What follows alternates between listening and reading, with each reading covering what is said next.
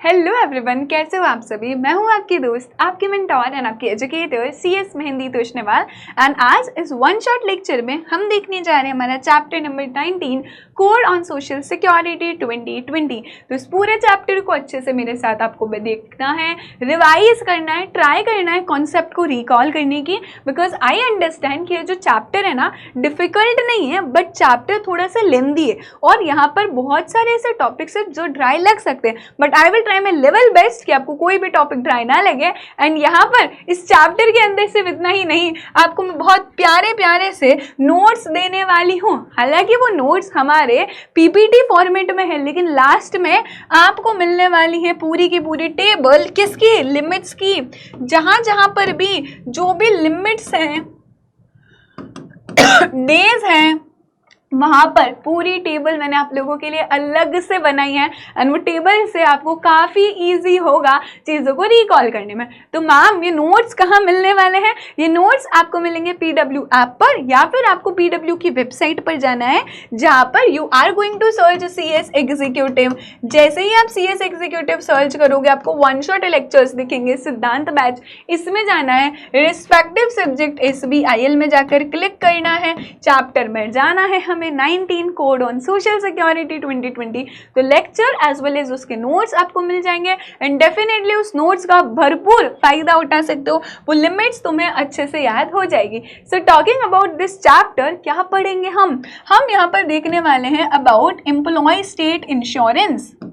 ठीक है, कि क्या होता है एम्प्लॉय स्टेट इंश्योरेंस, क्या प्रोसीजर है रजिस्ट्रेशन का, कैंसलेशन का, what is provident fund, pension fund, deposit linked insurance scheme, maternity benefit मिलता है तो उससे रिलेटेड क्या प्रोविजंस है, ये सभी आज के वन शॉट में हम लोग पढ़ने वाले हैं। सो आई होप आप अपना दिल और दिमाग इसी लेक्चर में लगा के रहेंगे, क्योंकि बहुत मजा आने वाला है हमें आगे इस चैप्टर में। So let us start. क्या स्टार्ट करें, क्या शुरू करें हमारे कोड ऑन सोशल सिक्योरिटी से। रेडी हो, तैयार हो? सो फाइनली वो कोड है जो खत्म होने वाला है, यानी कि चैप्टर 19 का लास्ट जो मेजर आया था 16, 17, 18, 19 फाइनली खत्म हो जाएगा। प्रॉपर एग्जाम ओरिएंटेड आप लोगों के लिए वन शॉट लेक्चर में रिकॉर्ड कर रही हूँ, तो अच्छे से दिल और दिमाग लगा के यही बैठे रहना। शुरू करते हैं कोड ऑन सोशल सिक्योरिटी 2020 से, जहां पर हम आगे के एक्ट्स देखेंगे। चलो, चैप्टर 20 सबसे पहले बोलता है रजिस्ट्रेशन कैसे होगा या कैंसिलेशन कैसे होगा न्यू एस्टैब्लिशमेंट का। हर एस्टैब्लिशमेंट जो इस कोड के अंदर रजिस्टर्ड है उसे क्या करना है, अपने आप को सेंट्रल गवर्नमेंट के पास रजिस्टर करवाना है within the time and manner as may be prescribed. कैसा टाइम और मैनर है, जैसा सेंट्रल गवर्नमेंट बताएगा। अच्छा, ऑलरेडी अगर एस्टैब्लिशमेंट रजिस्टर्ड है सेंट्रल लेबर लॉ के अंदर, तो अब उसे फ्रेश रजिस्ट्रेशन लेने की जरूरत नहीं है इस कोड में। अगर कोई नई एस्टैब्लिशमेंट है तो उसे फ्रेश रजिस्ट्रेशन लेना है कोड के अंदर in the time and manner as may be prescribed by CG। अगर आपकी एस्टैब्लिशमेंट ऑलरेडी रजिस्टर्ड है सेंट्रल लेबर लॉ के अंदर, तो उसे रजिस्ट्रेशन लेने की जरूरत नहीं है। अच्छा, जो एस्टैब्लिशमेंट कवर है चैप्टर 3 यानी कि प्रोविडेंट फंड में, या चैप्टर 4 ESI में, सी में, और वो क्लोज डाउन हो रही है, तो अब वो क्या करेगी, कैंसिलेशन ऑफ रजिस्ट्रेशन के लिए अप्लाई करेगी। ऑब्वियस सी बात है, आपकी एस्टैब्लिशमेंट रजिस्टर्ड थी ESIC एक्ट में या प्रोविडेंट फंड एक्ट में, अब वो बंद हो रही है तो उसका रजिस्ट्रेशन कैंसिल होना चाहिए। So it will apply for the cancellation of registration. Cancellation का प्रोसीजर कंडीशंस कैसे होगा, as may be prescribed by central government. ठीक है, तो ये चीज पता होनी चाहिए। अभी क्या है, बहुत सारी ना यहाँ पर बोर्ड्स बनाए गए हैं। What you have to do here is, आपको नाम पता होना चाहिए, कंपोजिशन पता होना चाहिए, बाकी चीजें सिमिलर हैं। जैसे कि यहाँ पर बोला गया है सेंट्रल गवर्नमेंट बाय नोटिफिकेशन क्या करेगा, सेंट्रल बोर्ड ऑफ ट्रस्टी को यहाँ पर अपॉइंट करेगा। किसको, मेरे साथ बोलो, सेंट्रल बोर्ड ऑफ ट्रस्टी को अपॉइंट करेगा। ये बोर्ड ना फंड्स मैनेज करने वाला है। अब इस बोर्ड के अंदर कौन कौन होगा, so this is the composition जो आपको याद करनी है, किस बोर्ड के अंदर कौन कौन होने वाला है। ठीक है। ये बोर्ड के की फीचर्स क्या है? बॉडी कॉर्पोरेट है, ये परपेचुअल सक्सेशन है, कॉमन सील है, has a power to sue and be sued. Terms and conditions कैसी होगी? As may be prescribe by central government, statutory duties perform करेगा एंड साथ ही में वो चाहे वो चाहे तो कोई और फंक्शंस भी कैरी आउट कर सकता है।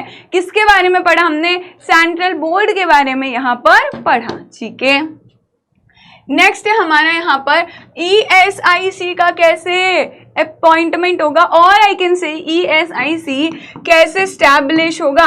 क्या मैं बोल सकती हूँ एम्प्लॉय स्टेट इंश्योरेंस कॉर्पोरेशन, ये क्या है? ये भी एक बॉडी कॉर्पोरेट है, इसका भी परपेचुअल सक्सेशन होगा। It also has a power to sue and be sued. तो यहाँ पर ESIC को कौन अपॉइंट करेगा? By our central government. ये ESIC क्या करेगा? प्रोविजंस को यहाँ पर एडमिनिस्टर करने वाला है। किसके प्रोविजंस को? एम्प्लॉय स्टेट इंश्योरेंस कॉर्पोरेशन के जो भी प्रोविजंस है उसको कौन मैनेज करेगा? हमारी बॉडी, दैट इज ESIC यहाँ पर मैनेज करेगी। कौन होगा ESIC के अंदर? एक चेयरपर्सन होगा जो CG अपॉइंट करेगा, वाइस चेयरपर्सन वो भी CG अपॉइंट करेगा। गवर्नमेंट के 5 ऑफिशियल्स, एक रिप्रेजेंटेटिव स्टेट से, एक रिप्रेजेंटेटिव यूनियन टेरिटरी से और 10 एम्प्लॉयर के रिप्रेजेंटेटिव। कौन? Chairperson, vice chairperson, up to 5 person, ये सब कौन अपॉइंट करेगा? Central government. एक रिप्रेजेंटेटिव स्टेट गवर्नमेंट का, एक रिप्रेजेंटेटिव यूनियन टेरिटरी का एंड 10 एम्प्लॉयर के रिप्रेजेंटेटिव। सिंपल है इसका कंपोजिशन तो हमारे पास। और कौन है? 10 एम्प्लॉय के भी रिप्रेजेंटेटिव, 2 रिप्रेजेंटेटिव जो मेडिकल प्रोफेशन से होंगे, 3 मेंबर्स पार्लियामेंट से होंगे, 2 लोकसभा, 1 राज्यसभा से एंड 1 होगा हमारा director general of the corporation. So basically ये सभी क्या है? हमारी ESIC का कंपोजिशन है। कौन कौन लोग ESIC में होंगे? अभी की फीचर सेम है, बॉडी कॉर्पोरेट है, परपेचुअल सक्सेशन है, कैन स्यू और बी स्यूड। कमिटीज होती है ESIC के, ऐसे 2 विंग्स है, 2 पंख है। एक साइड है स्टैंडिंग कमिटी, एक साइड है medical benefit council. Standing committee का काम क्या होता है? ये एडमिनिस्टर करती अफेयर्स को, पावर एक्सरसाइज करती है एंड मैटर्स को रखती है before corporation. Medical benefit council का काम होता है यहाँ पर असिस्ट करना, मेडिकल बेनिफिट्स के बारे में बताना, कब मेडिकल बेनिफिट्स मिलेंगे, कितने मिलेंगे, ये काम होता है हमारे मेडिकल बेनिफिट काउंसिल का। अभी हम लोग देखेंगे अबाउट आवर मेंबरशिप। अभी मेंबरशिप में क्या है? जो भी टर्म्स है, कंडीशन है, टेन्योर है मेंबर्स का, वो कौन डिसाइड करेगा? It will B decided bye central government. So membership से रिलेटेड या कोई भी चीज़ों से रिलेटेड जो टर्म्स है, कंडीशन है, प्रोसीजर्स है, it will be in the manner as may be decided by the central government. ठीक है, ऑलमोस्ट हर जगह ये देखने को मिलेगा। अभी हम देखेंगे national social security board and state organized workers board. बहुत सारे बोर्ड है, क्या है? National social security board and दूसरा है हमारा स्टेट का unorganized workers board. Central government ये बोर्ड को स्टैब्लिश करेगा, नेशनल सोशल सिक्योरिटी बोर्ड। ये बोर्ड ना हमारे अनऑर्गेनाइज्ड वर्कर्स के लिए है। You have to understand one thing, पहले ये सारी चीज़ें ना अनऑर्गेनाइज्ड वर्कर्स पे नहीं लगती थी। अनऑर्गेनाइज्ड वर्कर्स मतलब वो वर्कर्स जो प्रॉपर्ली तरह से ऑर्गेनाइज नहीं है। जैसे कि तुम नॉर्मली समझो एक जो छोटी सी किराने की शॉप है, लोकल किराना शॉप, उस पर प्रोविजंस नहीं लगते, लेकिन अभी अनऑर्गेनाइज्ड वर्कर्स भी इंक्लूडेड है जहाँ पर 10 एम्प्लॉयज से कम लोग अपॉइंटेड रहते हैं। या फिर एक छोटी सी टेलर की शॉप, अब उधर भी यहाँ पर ये प्रोविजंस एप्लीकेबल होंगे। अनऑर्गेनाइज्ड वर्कर्स को भी हमने इंक्लूड किया है। तो सेंट्रल गवर्नमेंट ने एक नेशनल सोशल सिक्योरिटी बोर्ड बनाया है। इसका किसके लिए? अनऑर्गेनाइज्ड वर्कर्स के लिए। टेन्योर है 3 इयर्स का, मीटिंग करनी है उन्हें साल में 3 बार। इनका फंक्शंस क्या है? ये स्कीम्स बताएंगे अनऑर्गेनाइज्ड वर्कर्स के लिए, गिग वर्कर्स, प्लेटफॉर्म वर्कर्स के लिए। स्कीम को मॉनिटर करेंगे, रिव्यू करेंगे एंड वो चाहे तो एक एडवाइजरी कमेटी भी फॉर्म कर सकते।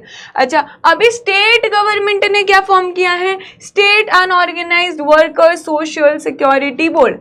ये किसने किया था? सेंट्रल गवर्नमेंट ने किया था। अभी कौन कर रहा है? स्टेट कर रहा है। यहाँ पर इसका टेन्योर 3 इयर्स का है। ये लोग मीटिंग करेंगे एटलीस्ट वंस एवरी क्वार्टर, तो क्या मैं कह सकती हूँ साल में 4 बार मीटिंग करेंगे। फंक्शंस क्या है? सेम, स्कीम्स रिकमेंड करेंगे, बस ये स्टेट गवर्नमेंट को, एडवाइज, एडमिनिस्टर, मॉनिटर, ये सभी चीजें सेम है हमारी, बस ये किसको एडवाइस करेंगे? स्टेट गवर्नमेंट को। ऊपर वाला बोर्ड हमारा एडवाइस करता था सेंट्रल गवर्नमेंट को। आई होप अभी समझ आया होगा। ये जो बोर्ड है ये भी क्या है? बॉडी कॉर्पोरेट है, परपेचुअल सक्सेशन है, कॉमन सील है, has the ability to sue and be sued. कौन कौन लोग इसके अंदर है? ये इसका कंपोजिशन है हमारा। बोला गया है इक्वल रिप्रेजेंटेशन होना चाहिए स्टेट गवर्नमेंट का, एम्प्लॉयर्स का, बिल्डिंग वर्कर्स का, इसमें एक वुमेन मेंबर होना चाहिए। टर्म्स, कंडीशन, सैलरीज कैसे होगी? As may be prescribe by state government. क्यों? क्योंकि स्टेट के लिए बोर्ड था, तो in the manner as may be prescribe by state government. अच्छा, इनके फंक्शंस क्या हैं? जो state building workers welfare board है, ये जो हम स्टेट वाला पढ़ रहे हैं, इनके फंक्शंस क्या हैं? ये क्या करेंगे?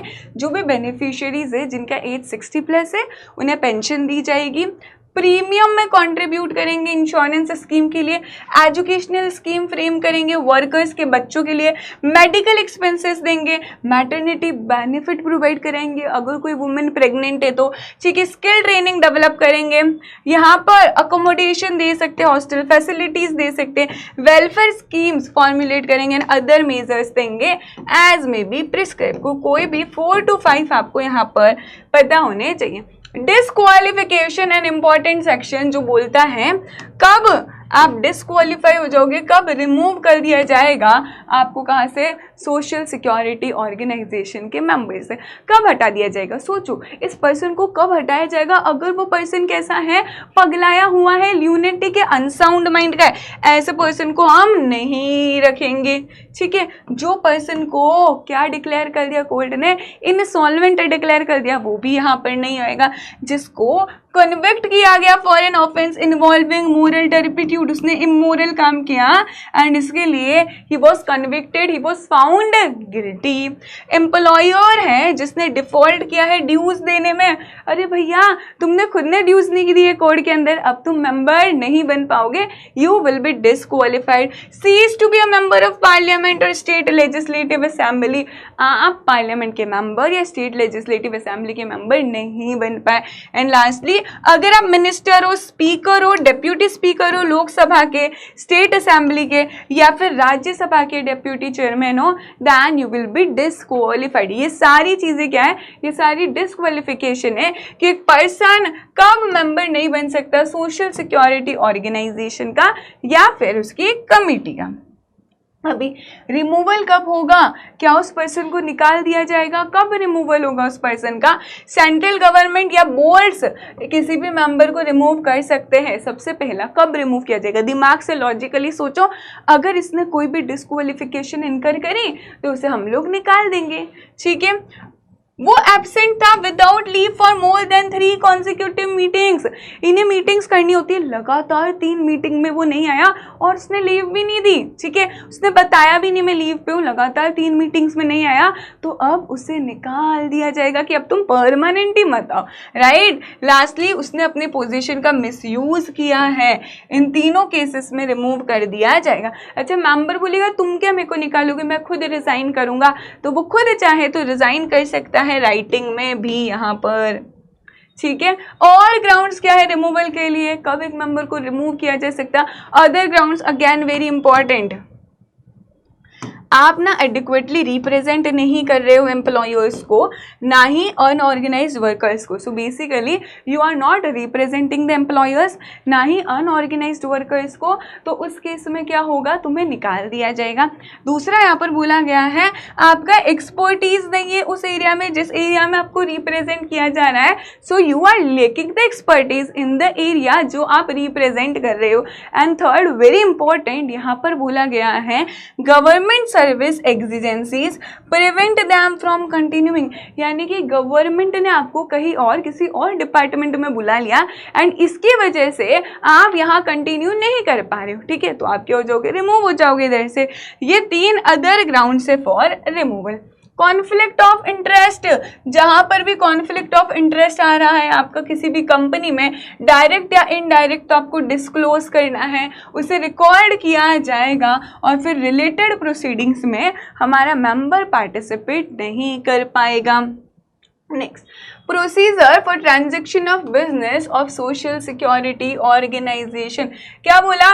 सोशल सिक्योरिटी ऑर्गेनाइजेशन को मीटिंग करनी in the manner as may be prescribe by the central government. Authentication पे बोला गया है जो भी सारे ऑर्डर से डिसीजन से कौन ऑथेंटिकेट करेगा? हमारे डेजिग्नेटेड ऑफिसर्स इसे फाइनलाइज करेंगे, जैसे कि central provident fund commissioner, director general, labour welfare, state labour secretary, ये सभी ऑथोराइज करेंगे। एक्ट और प्रोसीडिंग्स को चैलेंज नहीं किया जा सकता only because of the reason कि यहाँ पर ना डिफेक्ट था उनकी वैकेंसी में, डिफेक्ट था उनके अपॉइंटमेंट में या फिर कॉन्स्टिट्यूशन में। समझना, किसी पर्सन को अपॉइंट किया था, बाद में पता चला he is not eligible for the appointment, लेकिन अब उसने कोई डिसीजन दे दिया, तो क्या उसका डिसीजन वैलिड माना जाएगा? यस, उसका डिसीजन वैलिड माना जाएगा। आप उसके डिसीजन को इनवैलिड नहीं बोल सकते only merely by the reason कि उसका अपॉइंटमेंट सही नहीं हुआ था, इस रीजन से इनवैलिड नहीं होगा। नेक्स्ट, मेंबर्स को फीस एंड अलाउंसेस मिलेंगे as may be prescribe by central government. अच्छा, फिर बोला गया separation of corporation, central board, national social security board, ये सभी क्या है ना, मैं नादान परिंदो बोर्ड से। आई नो शुरू में ना आपको टॉपिक थोड़ा ड्राई सा लग सकता है, ये चैप्टर 19 थोड़ा सा ड्राई सा लग सकता है क्योंकि बहुत सारे बोर्ड है, बहुत सारे कंपोजिशन है, but you have to understand one thing कि दे रखा है आपके मॉड्यूल में, तो हमें पढ़ना तो पड़ेगा इसको, ठीक है।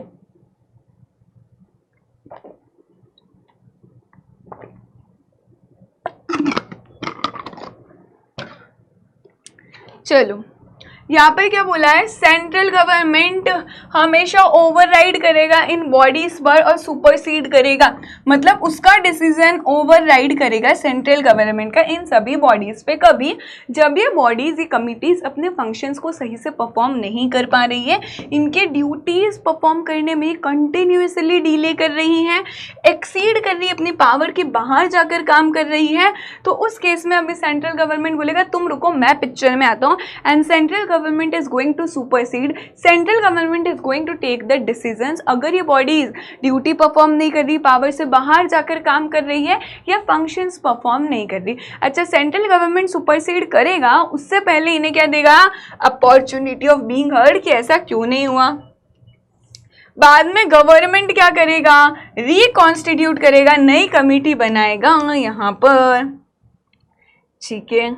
अभी एम्प्लॉयज प्रोविडेंट फंड, यहाँ पर central government provident fund commissioner को अपॉइंट करेगा। ये जो सेंट्रल प्रोविडेंट फंड कमिश्नर होता है ना, कि चीफ एग्जीक्यूटिव ऑफिसर की तरह काम करेगा सेंट्रल बोर्ड का, एंड हेड होगा हमारे EPFO का, एम्प्लॉय प्रोविडेंट फंड ऑर्गेनाइजेशन का। अच्छा, इसका अपॉइंटमेंट कैसे होने वाला है? कौन होगा?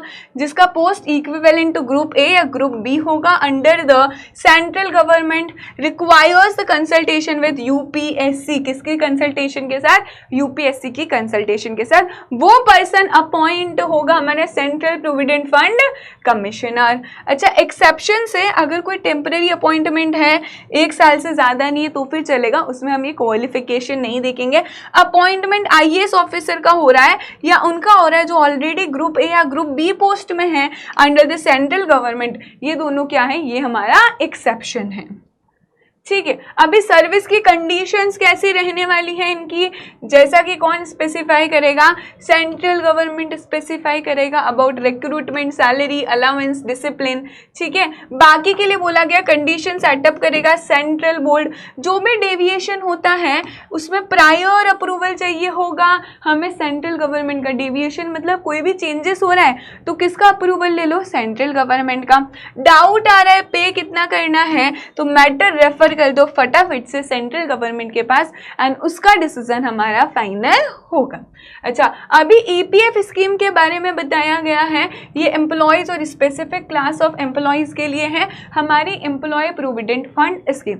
दूसरा आता है एम्प्लॉय पेंशन स्कीम, जो कब मिलती है पेंशन, यानी कि कुछ लमसम अमाउंट मिलता है अगर पर्सन का सुपर एन्यूएशन हो रहा है। सुपर एन्यूएशन कब होता है? जब कोई पर्सन का एज 58 ईयर्स हो जाएगा, रिटायरमेंट हो रहा है, अब वो जॉब छोड़कर जा रहा है, फाइनली रिटायर हो रहा है, तब हम उसे पेंशन देंगे। या फिर परमानेंट टोटल डिसेबलमेंट हो गया। क्या होता है परमानेंट टोटल डिसेबलमेंट? कोई पर्सन फैक्ट्री में इंडस्ट्री में काम कर रहा था और उसके दोनों हाथ क्या आ गए, मशीन के अंदर आ गए, कहने से अब वो काम नहीं कर पाएगा। परमानेंट डिसेबलमेंट, टोटल डिसेबलमेंट, जिसकी वजह से उसकी अर्निंग कैपेसिटी खत्म हो गई है, तो अब उसे यहाँ पर पेंशन मिलेगा।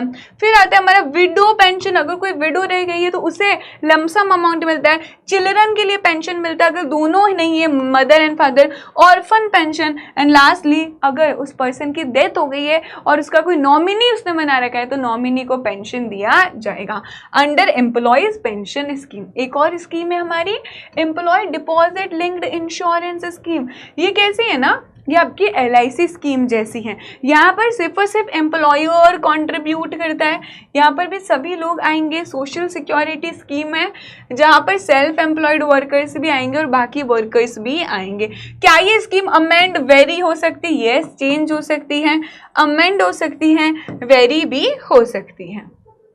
अच्छा, टॉकिंग अबाउट द फंड्स, सबसे पहले हमारा सेंट्रल गवर्नमेंट कौन सा फंड बना सकता है? Provident fund scheme. Provident fund scheme क्या बोलती है? एक फंड बनेगा जिसे हम बोलते हैं एम्प्लॉय प्रोविडेंट फंड। इसमें employer as well as employee अपनी सैलरी का कुछ पार्ट कंट्रीब्यूट करते। कितना कंट्रीब्यूट करते? सो एम्प्लॉयर कंट्रीब्यूट करता है 10% ऑफ द वेजेस, एम्प्लॉय भी कंट्रीब्यूट करता है यहाँ पर इक्वल अमाउंट। लेकिन एम्प्लॉय चाहे तो ज्यादा अमाउंट भी कंट्रीब्यूट कर सकता है। समझना, यहाँ पर एक फंड है, ये हमारा प्रोविडेंट फंड है, ठीक है।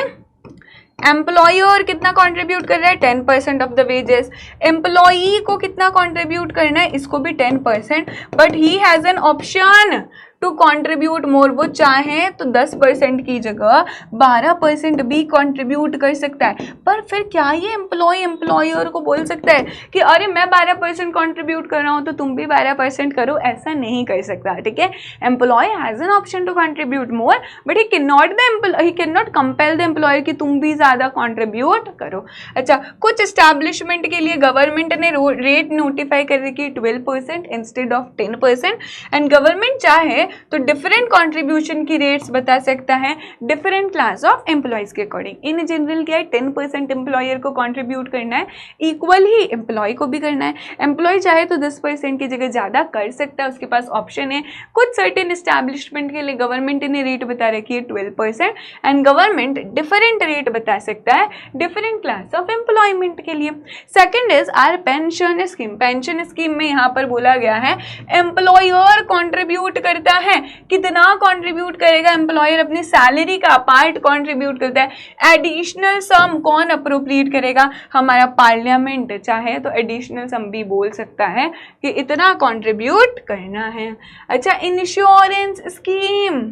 इंश्योरेंस स्कीम कौन सी? वो डिपॉजिट लिंक्ड इंश्योरेंस स्कीम। यहाँ पर सिर्फ ना एम्प्लॉयर कंट्रीब्यूट करता है, एम्प्लॉय कंट्रीब्यूट नहीं करता है। एम्प्लॉयर कितना कंट्रीब्यूट करता है? 1% ऑफ इट्स वेजेस। उसकी वेजेस का 1% कंट्रीब्यूट करेगा एम्प्लॉयर। चाहे तो वो एक एडिशनल अमाउंट पे करेगा, not exceeding his contribution, so that administrative expenses सारे कवर हो पाए। एडमिनिस्टर कौन करता है? से provident fund, pension fund, insurance fund, ये सभी एडमिनिस्टर करेगा सेंट्रल बोर्ड। 3 तरह के फंड देखिए, प्रोविडेंट फंड, फिर pension fund, and third is insurance fund. Contribution इस स्कीम के अंदर फॉर एम्प्लॉयज जो कि कॉन्ट्रैक्टर्स के थ्रू एम्प्लॉय हुए हैं वो रिकवर कर सकता है एम्प्लॉयर थ्रू कॉन्ट्रैक्टर। समझना इस बात को, ये हमारे कॉन्ट्रैक्टर है। अगर कॉन्ट्रैक्टर के थ्रू कोई एम्प्लॉय अपॉइंट हुआ है किसी ऑर्गेनाइजेशन में जहां पर ये एम्प्लॉयर है, तो अभी एज ए एम्प्लॉयर इसने यहाँ पर कंट्रीब्यूशन किया, तो ये एम्प्लॉयर चाहे तो किससे रिकवर कर सकता है, चाहे तो रिकवर कर सकता है कॉन्ट्रैक्टर से। कॉन्ट्रैक्टर रिकवर कर सकता है एम्प्लॉय का कंट्रीब्यूशन, फिर कहाँ से, उसकी वेजेस को डिडक्ट करके बोलेगा कि तुम्हारा कंट्रीब्यूशन ये रहा, तुम्हारी वेजेस मैं डिडक्ट कर रहा हूँ और बैलेंस अमाउंट में तुम्हें दे रहा हूँ। सो बेसिकली अगर कॉन्ट्रैक्टर के थ्रू एम्प्लॉय को अपॉइंट किया गया है तो हमारा जो एम्प्लॉयर है जिसने यहाँ पर फंड में पैसा डिपॉजिट कर दिया, वो कहाँ से पैसा रिकवर करेगा, थ्रू द कॉन्ट्रैक्टर पैसा रिकवर करेगा। कॉन्ट्रैक्टर ही एम्प्लॉय को पैसा देता है तो कॉन्ट्रैक्टर डिडक्ट कर देगा from the wages of the employee. ये हमारा कंट्रीब्यूशन वाला पार्ट है। अच्छा, priority of payment of contribution साथ में से समझना कि मान लो कोई ऑर्गेनाइजेशन इंसॉल्वेंट हो रही है, तो तुम्हें पता है असेट सेल करते हो, लाइबिलिटीज पे ऑफ करते हैं, उसमें बोला गया है जो भी आपकी लाइबिलिटीज है, जो भी आपके डेट्स है, उसमें प्रायोरिटी पे रखा जाएगा। किसको प्रायोरिटी पे रखा जाएगा, पेमेंट करना in the pension fund, provident fund. So provident fund, pension fund में पैसे आपको देने पड़ेंगे, इसे प्रायोरिटी में रखा जाएगा in line with other debts. देखो प्रायोरिटी में रखा जाएगा ओवर अदर डेट्स, बाकी सब डेट्स से ऊपर प्रायोरिटी में रखा जाएगा। अभी ये किसके ऊपर एप्लीकेबल नहीं है, ये जो चैप्टर 3 के प्रोविजन से किसके ऊपर एप्लीकेबल नहीं होंगे, कोऑपरेटिव सोसाइटी जिधर 50% से कम लोग हैं, जो विदाउट पावर चल रही है, ऐसी एस्टैब्लिशमेंट जो सेंट्रल और स्टेट गवर्नमेंट के अंदर आ रही है एंड ऑलरेडी उनके ही प्रोविडेंट फंड के प्रोविजंस, पेंशन फंड के प्रोविजंस वो फॉलो कर रही है, जो सेंट्रल और स्टेट लॉज के जैसे बेनिफिट दे रही है, ऐसे एस्टैब्लिशमेंट उन पे भी एप्लीकेबल नहीं होगा। एम्प्लॉयज जो ऑलरेडी प्रोविडेंट फंड के बेनिफिट रिसीव कर रहे हैं एंड सेंट्रल गवर्नमेंट चाहे तो बाय नोटिफिकेशन किसी को एग्जैम्प्ट कर सकती है। सो बेसिकली ये चैप्टर नंबर 3 यानी कि हमारा प्रोविडेंट फंड वाले प्रोविजंस किसके ऊपर एप्लीकेबल नहीं होंगे, सेंट्रल गवर्नमेंट वाली जो भी स्टैब्लिशमेंट है, ऐसी स्टैब्लिशमेंट जो सेंट्रल गवर्नमेंट या स्टेट गवर्नमेंट जैसे बेनिफिट दे रही है, कोऑपरेटिव सोसाइटी जो फ्यूअर देन 50% को अपॉइंट कर रही है, या फिर एम्प्लॉयज जिन्हें ऑलरेडी बेनिफिट रिसीव हो रहे तो उन्हें फिर से प्रोविडेंट फंड के बेनिफिट रिसीव नहीं होंगे। फिर हम देख रहे हैं एम्प्लॉयर को ऑथोराइज कर रहे हैं हम कि तुम चाहो तो खुद ही क्या कर सकते हो, प्रोविडेंट फंड का अकाउंट मैनेज कर सकते हो। ऐसा कब होगा, ऐसे एम्प्लॉयर्स जिनके एस्टैब्लिशमेंट में 100 से ज़्यादा एम्प्लॉयज़ हैं, तो मेजॉरिटी ऑफ द एम्प्लॉयज़ का कंसेंट लेके, यानी कि अगर मैं मानती हूँ ऑर्गेनाइजेशन में ना 120 एम्प्लॉयज़ है, मेजॉरिटी क्या हो गया 61, लेट्स अज्यूम 70 एम्प्लॉयज़ ने कंसेंट दे दी, तो इनका कंसेंट लेके वो चाहे तो ऑथोराइजेशन ले लेगा और खुद ही डायरेक्टली प्रोविडेंट फंड को यहाँ पर उसका अकाउंट मैनेज कर लेगा। कभी 100+ एम्प्लॉयज़ है तो एक बार हमारे एम्प्लॉयर ऑथोराइज हो गया तो अब उससे सारे अकाउंट्स मेंटेन करने, रिटर्न सबमिट करने, डिपॉजिट कंट्रीब्यूट करना है, एडमिनिस्ट्रेटिव चार्जेस पे करने रहेंगे। ऑथोराइजेशन कैंसिल हो जाएगा अगर एम्प्लॉयर ने कोई भी प्रोविजन को कंप्लाई नहीं किया या फिर ऑफेंस कमिट किया, तो उसका ऑथराइजेशन विल गेट कैंसिल। अब वो खुद प्रोविडेंट फंड अकाउंट को मैनेज नहीं कर पाएगा। नेक्स्ट है हमारा ट्रांसफर ऑफ अकाउंट्स। क्या अकाउंट ट्रांसफर होंगे, भी ध्यान से समझना। Where an employee transfers from one organization to another, एक ऑर्गेनाइजेशन से दूसरी ऑर्गेनाइजेशन में चला गया है, तो इस ऑर्गेनाइजेशन में उसका प्रोविडेंट फंड अकाउंट होगा, उसका क्या होगा, देन इन दैट केस उसका जो प्रोविडेंट फंड का अकाउंट है, his provident fund account will also get transferred, उसका प्रोविडेंट फंड का अकाउंट भी ट्रांसफर हो जाएगा, will also get transferred, वो भी ट्रांसफर्ड हो जाएगा उस ऑर्गेनाइजेशन में जिस ऑर्गेनाइजेशन में उसने ज्वाइन किया है। सिंपल। अभी एम्प्लॉय मान लो पहले गोलमाल लिमिटेड में था, अभी वो जोलमाल लिमिटेड में चला गया, तो गोलमाल लिमिटेड में जो पीएफ अकाउंट है वो कहाँ ट्रांसफर हो जाएगा, जोलमाल लिमिटेड में। Quite simple. Appeal to the tribunal, मान लो अथॉरिटी के कोई भी ऑर्डर से आप सेटिस्फाइड नहीं हो तो कहाँ फाइल करोगे, अपील ट्रिब्यूनल पे फाइल करने वाले हो। यहाँ पर किस चीज के लिए ट्रिब्यूनल डिसीजन लेगा कि कितने डैमेजेस लगने चाहिए एंड कितना ड्यूज देना है। अपील को फाइल करना है in the manner and time as may be prescribe by central government. Very simple. सबसे पहला क्या बोला गया है ना बेटा यहाँ पर कि आपको क्या करना, अपील फाइल करना है अगर आप अग्रीव्ड हो तो। ठीक है, अगर आप अग्रीव्ड हो तो आप अपील फाइल करने वाले हो। किसके पास फाइल करोगे? ट्रिब्यूनल के पास फाइल करने वाले हो यहाँ पर अपील। कब? In the form, time and manner as may be prescribe by central government. अच्छा, ट्रिब्यूनल अपील एंटरटेन नहीं करेगा जब तक कि तुमने सोशल सिक्योरिटी ऑर्गेनाइजेशन के साथ 25% ऑफ द अमाउंट को डिपॉजिट करवाया। मान लो तुम्हारे अगेंस्ट में डिसीजन आया और तुम्हें क्या बोला गया कि तुम्हें ना 10,000 रुपीज देने। तुम बोलोगे नहीं नहीं गलत है, मैं तो अपील करूंगा। तो अपील करोगे ट्रिब्यूनल में, उससे पहले तुम्हें 10,000 का 25% डिपॉजिट कराना है सोशल सिक्योरिटी ऑर्गेनाइजेशन के पास। ट्रिब्यूनल फिर डिसाइड करेगा अपील को 1 ईयर के अंदर अंदर और उसे डिस्पोज ऑफ कर देगा। I want you all to read this provision. एक बार अपील वाला पढ़ लो, ठीक है।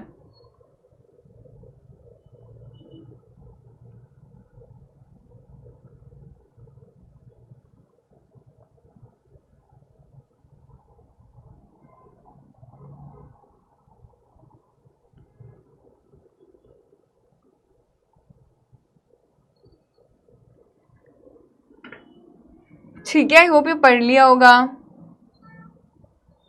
डन है।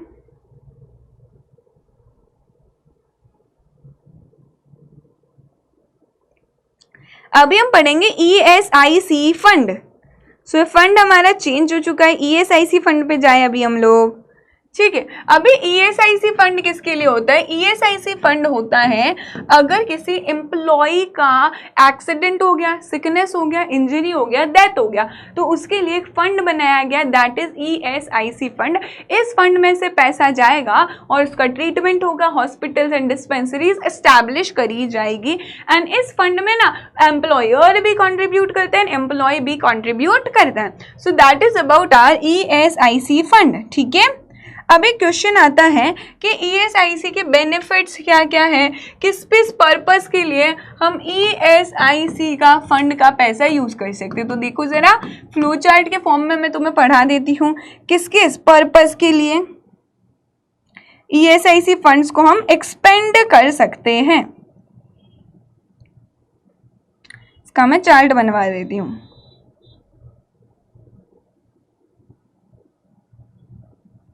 चलो, ESIC फंड्स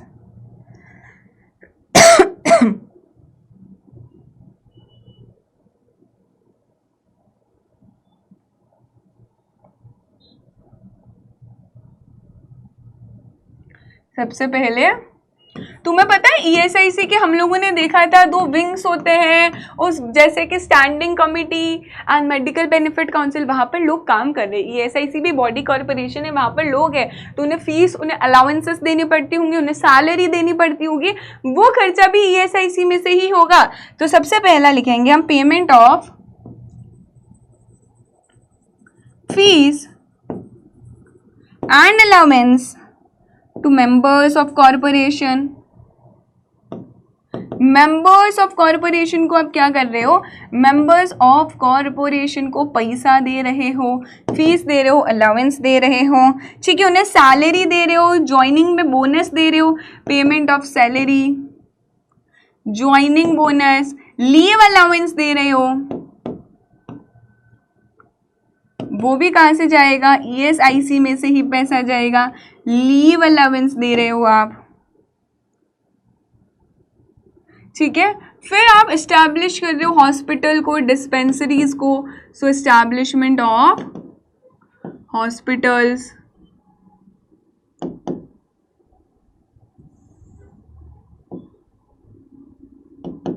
एंड डिस्पेंसरीज, हमारे एम्प्लॉयज के लिए हॉस्पिटल्स एंड डिस्पेंसरीज एस्टैब्लिश कर रहे हो। फिर आप कंट्रीब्यूट कर रहे हो स्टेट गवर्नमेंट, लोकल अथॉरिटी के पास फॉर मेडिकल ट्रीटमेंट, या फिर मैं लिखूं कंट्रीब्यूशन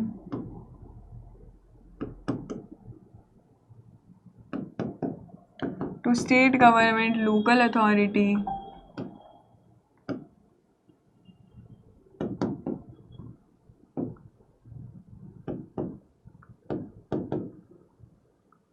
फॉर मेडिकल ट्रीटमेंट। और किधर यूज कर सकते हैं हम लोग, defraying the cost of audit. Audit कराई ना कॉरपोरेशन की, उसका कॉस्ट देना पड़ेगा वापस से, deferring the cost of auditing of accounts of corporation. ठीक है, next is payment of sum और अवार्ड। कौन सा sum? As decided, payment of sum as award as decided by court या ट्रिब्यूनल। कोर्ट और ट्रिब्यूनल ने बोला कि ये पैसा देना पड़ेगा आपको, ये सम है, तो वो भी पैसा कहाँ से जाएगा, वो भी हमारा ESIC से जाएगा। तो ESIC फंड को कौन कौन से पर्पस के लिए एक्सपेंड कर सकते हो, यहाँ पर हमने देखा जो मेंबर्स उन्हें फीस, उन्हें अलाउंसेस देने में, उन्हें सैलरी, ज्वाइनिंग बोनस देने में। दैन अगर यहाँ पर ऑडिट कराया ESIC का तो उसका पैसा हम लोग डिफ्रे करने वाले, स्टेट गवर्नमेंट और लोकल अथॉरिटी में कॉन्ट्रीब्यूशन करने वाले, हॉस्पिटल्स एंड डिस्पेंसरीज एस्टैब्लिश करेंगे for the medical treatment of the insured person जाएगा। इन सभी पर्पजेस के लिए ESIC का पैसा एक्सपेंड हो सकता है। अच्छा, जो सारे के सारे एम्प्लॉयज एस्टैब्लिशमेंट में, उन सभी को हम लोग क्या मानेंगे, इंश्योर्ड मानेंगे, in such manner as may be prescribe by central government and whenever they will be considered as insured, उन्हें इंश्योर्ड की तरह कंसिडर किया जाएगा, मतलब उनका फ्री ट्रीटमेंट होगा in the hospitals and dispensaries. And ऐसा मान लेंगे कि उन पे ये चैप्टर एप्लीकेबल होता है तो उसके सारे laws, rules and provisions applicable होंगे। अच्छा, कंट्रीब्यूशन दोनों करते हैं, employer as well as employee दोनों कंट्रीब्यूट करेंगे, चाहे वो एम्प्लॉय हुआ है पर्सन थ्रू अ कॉन्ट्रैक्टर, तो भी ESIC फंड में both the person are going to get contribution. देखो जरा, डायरेक्टली एम्प्लॉय हुए हो वर्कर्स, तो उस केस में क्या है, एम्प्लॉयर पैसा रिकवर कैसे करेगा, यहाँ पर only by deducting it from the wages. एक बार के लिए एम्प्लॉयर ना खुद का भी कंट्रीब्यूशन करेगा और एम्प्लॉय का भी कंट्रीब्यूशन करेगा, क्योंकि उसने एम्प्लॉय का कंट्रीब्यूशन किया है तो एम्प्लॉय की वेजेस में से डिडक्ट कर देगा। Quite simple. डिडक्शन कैसे करना है, it should relate to the wage period for which contribution is due. मान लो कॉन्ट्रीब्यूशन हर मंथ करना है हमें, हमने एग्जाम्पल समझा, मान लो कॉन्ट्रीब्यूशन आ रहा था 1000 रुपीज़, तो एम्प्लॉयर ने खुद का भी किया और एम्प्लॉय का भी किया। अभी एम्प्लॉय को जब वो सैलरी दे रही है, कंट्रीब्यूशन उसने अप्रैल में किया, जब एम्प्लॉय को अप्रैल की सैलरी दे रहा है, मान लो उसकी सैलरी 10,000 रुपीज़ है, 10,000 में से 1,000 डिडक्ट करके 9,000 रुपीज़ देगा। So it should be as per the law, और कोई भी एक्सेस डिडक्शन नहीं कर सकता बियॉन्ड द कंट्रीब्यूशन। क्या वो अपनी मन मर्जी से 1,000 की जगह 3,000 डिडक्ट कर सकता? नहीं, एक्सेस डिडक्शन नहीं कर पाएगा। अगेन इंपॉर्टेंट है हमारे ये प्रोविजन। एम्प्लॉयर का जो शेयर ऑफ कंट्रीब्यूशन है, एम्प्लॉयर अपना शेयर एम्प्लॉय की वेजेस में से डिडक्ट नहीं कर सकता। ये नहीं बोलेगा तुम्हारे बेनिफिट के लिए हो रहा है ना, तो तुम्हारी वेजेस में से मेरा भी डिडक्ट कर दो, तुम्हारा भी नहीं। Employer can not deduct a share from the wages of an employee. ना ही वो रिकवर कर सकता उसका शेयर किसी भी वे में, ना ही किसी अग्रीमेंट से। सो एम्प्लॉयर को सारे एक्सपेंसेस बियर करने हैं रिलेटेड टू द कंट्रीब्यूशन। अगर एम्प्लॉयर ने कंट्रीब्यूशन पे किया उन एम्प्लॉयज के लिए जो कि कॉन्ट्रैक्टर के थ्रू एंगेज है, तो क्या होगा? अभी समझो कॉन्ट्रैक्टर के थ्रू हमारे एम्प्लॉयज अपॉइंटेड है, सो कहीं ना कहीं डोंट यू थिंक उन एम्प्लॉयज के लिए तो कॉन्ट्रैक्टर ही एम्प्लॉयर हुआ। लेकिन एक बार के लिए पैसा तो एम्प्लॉयर ने दिया, तो सिंपल सी बात है, एम्प्लॉयर पैसा रिकवर करेगा कॉन्ट्रैक्टर से। किसका? दोनों का, एम्प्लॉयर का भी और एम्प्लॉय का भी। और कॉन्ट्रैक्टर एम्प्लॉय वाला पैसा रिकवर करेगा हमारे एम्प्लॉय से, उसकी वेजेस डिडक्ट करके। बस यही सारा पॉइंट हमारा बोला गया है।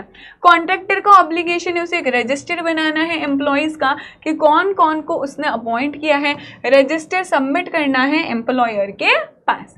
अच्छा, कुछ एडिशनल प्रोविजन है कि क्या क्या बेनिफिट मिलेंगे। मेडिकल बेनिफिट्स एक्सटेंड होंगे, ना कि सिर्फ इंश्योर्ड की तरफ, लेकिन उसकी फैमिली को भी एक्सटेंड किए जाते हैं। फैमिली को भी हेल्प मिलती है फ्री ट्रीटमेंट में, हॉस्पिटल्स में, डिस्पेंसरीज के ट्रीटमेंट में। एलिजिबिलिटी, कंडीशंस एंड ड्यूरेशन क्या होगी? As may be prescribe by central government and corporation rules regulations frame करेगा। अभी देखो जरा, presumptions as to the accident arising in the course of employment, very very important।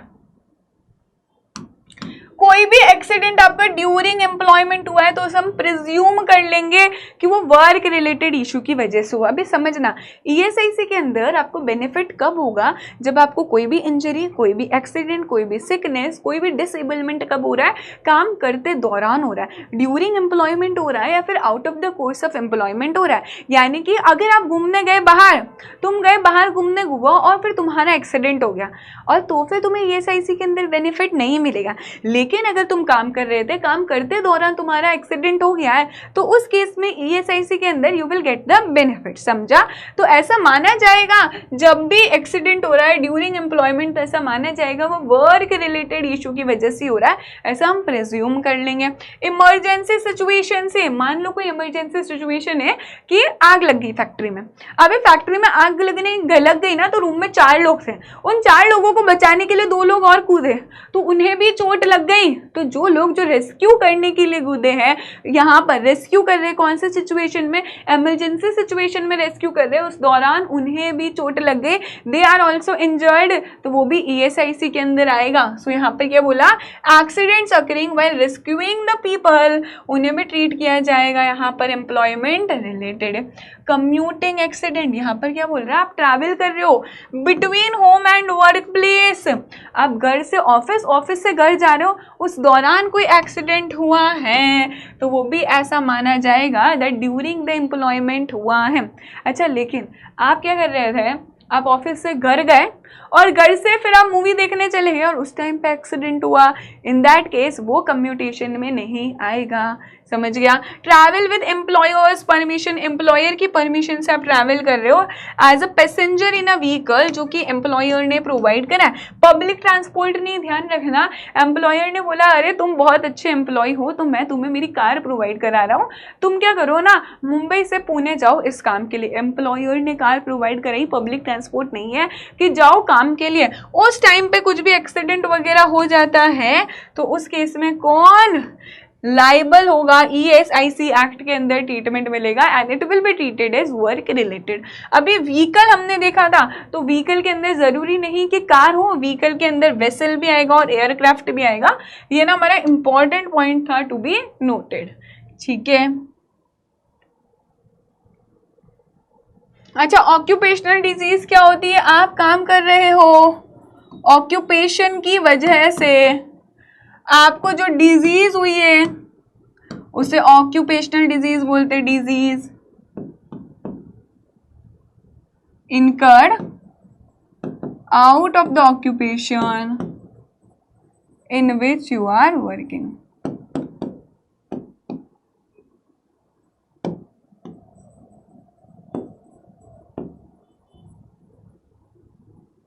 That is occupational disease. अभी आता है reference to medical board. Medical board के पास कब मैटर जाएगा, कब रेफर किया जाएगा, यहाँ पर देखा जाएगा डिसेबलमेंट वाला क्वेश्चन। क्या इसमें क्या देखा जाएगा कि परमानेंट डिसेबलमेंट हुआ क्या, कितना अर्निंग कैपेसिटी का लॉस हुआ है, ठीक है, असेसमेंट प्रोविजनल या फाइनल है, कितने ड्यूरेशन का हुआ है, ये सब हमारा मेडिकल बोर्ड डिसाइड करेगा। जब एक पर्सन का ना एक्सीडेंट हो जाता है, इंजरी हो जाती है, सिकनेस हो जाती है, तब आप उसको कुछ पैसा दे रहे हो, पैसा देने से पहले you are going to consider some factors. ये वो फैक्टर्स है, अगर परमानेंट डिसेबलमेंट वाला केस है तो मेडिकल बोर्ड के पास रेफर करेंगे, मेडिकल बोर्ड रिव्यू करेगा उसके डिसीजन को, ठीक है, वो बोल सकता है फ्रेश एविडेंस लाकर दो, ठीक है। साथ ही साथ अग्रेवेशन ऑफ इंजरी, वो देखा जाएगा कि इंजरी कितने सीरियस नेचर की है। यहाँ पर असेसमेंट को रिव्यू करा जाएगा अगर उन्हें लगता है कि इंजरी बहुत सीरियस नेचर की है, ठीक है, बट किसी भी तरह का ना इनजस्टिस नहीं होना चाहिए हमारे एम्प्लॉय के साथ, हमारे लेबर के साथ इनजस्टिस नहीं होना चाहिए। वो काम कर रहा था, काम करते दौरान एक्सीडेंट हो गया, इंजरी हो गई, सिकनेस हो गया, तो आप ये सारे फैक्टर्स कंसिडर करो, but it should not cause injustice to our employee. Time limit क्या है रिव्यू की, यहाँ पर मैक्सिमम एक बार रिव्यू किया तो no review allowed within 5 years, ठीक है, जब तक मेडिकल अपीलेट ट्रिब्यूनल नहीं बोल देता है। मेडिकल बोर्ड रिव्यूज कर सकता है एज इफ कि वो ओरिजिनल केसेस थे। क्या कोई अपील फाइल कर सकता है? इंश्योर्ड पर्सन या कॉर्पोरेशन अपील फाइल कर सकता है किसके पास? मेडिकल बोर्ड से मेडिकल अपीलेट ट्रिब्यूनल के पास, एम्प्लॉय इंश्योरेंस कोर्ट के पास यहाँ पर फाइल कर। कोई भी अपील अलाउड नहीं है अगर commuted value of the benefit has already been paid. आपने ऑलरेडी, ठीक है, आपको पैसा दिया और आपने एक्सेप्ट कर दिया, तो अब तुम अपील नहीं कर सकते। अपील पहले कहाँ गई? अगर ट्रिब्यूनल पे गई तो सेकंड अपील कहाँ जाएगी? इंश्योरेंस कोर्ट के पास जाएगी। ये कौन सा हमने पढ़ा कि मेडिकल बोर्ड को कब मैटर रेफर किया जाएगा। अभी हमारे मेडिकल बेनिफिट्स हैं क्या है कि इंश्योर्ड पर्सन को और उसकी फैमिली मेंबर्स को मेडिकल ट्रीटमेंट मिलने वाला है। किस तरह का ट्रीटमेंट मिल सकता है?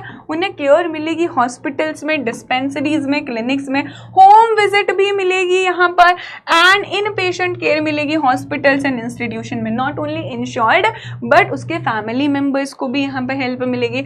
एलिजिबल आप लिमिटेड पीरियड के लिए यहाँ पर रहने वाले हो। जो रिटायर्ड पर्सन है, जो उनके स्पाउसेस हैं, उन्हें भी बेनिफिट्स मिलेगा यहाँ पर, subject to contribution and condition. आपने कंट्रीब्यूशन करना चाहिए, कुछ पर्टिकुलर कंडीशन है तो उन्हें बेनिफिट मिलेगा। परमानेंट डिसेबल्ड पर्सन है, उन्हें भी बेनिफिट मिलने वाला है, वो भी एलिजिबल है, ठीक है। और क्या है हमारा? मेडिकल एजुकेशनल इंस्टीट्यूशन की कॉरपोरेशन चाहे ना तो कुछ कॉलेजेस एंड ट्रेनिंग इंस्टीट्यूशन को स्टैब्लिश करेगी, जो क्या करेंगे? सर्विस क्वालिटी को इम्प्रूव करेंगे। कौन सी सर्विस क्वालिटी? आपकी मेडिकल की सर्विस क्वालिटी को इम्प्रूव करेंगे। कॉरपोरेशन ऑक्यूपेशनल और हेल्थ सर्वे कंडक्ट करा सकती है, ये देखने के लिए कि वर्किंग कंडीशंस कैसी है, क्या इंश्योर्ड पर्सन का सही से ध्यान रखा जा रहा है। मतलब सिर्फ not only for the sake of hospitals and dispensaries आप ट्रीटमेंट कराओ, बट एक्चुअल में उनका प्रॉपर ट्रीटमेंट होना चाहिए। ये बात हमारे मेडिकल बेनिफिट्स में आई है। देखो, आई अग्री कि तुम्हारा जो नया लेबर लॉज है ना, उसके अंदर बहुत पार्ट एक्सटेंड कर दिया। शायद इतनी आपके सीएस एग्जीक्यूटिव लेवल पर जरूरत भी नहीं थी, लेकिन अब पार्ट एक्सटेंड कर दिया है तो पढ़ना हमें पड़ेगा। फिर भी अभी फास्ट ट्रैक के अकॉर्डिंग और हमारा अगर मैं बोलूँ रिवीजन के अकॉर्डिंग जो भी रिलेवेंट वाला पार्ट है वो सभी कराया जा रहा है। आप आराम से इसको वन गो में पढ़ो, वन शॉट में इस लेक्चर को देखो ना, तो तुम्हारा रिवीजन अच्छे से हो जाएगा।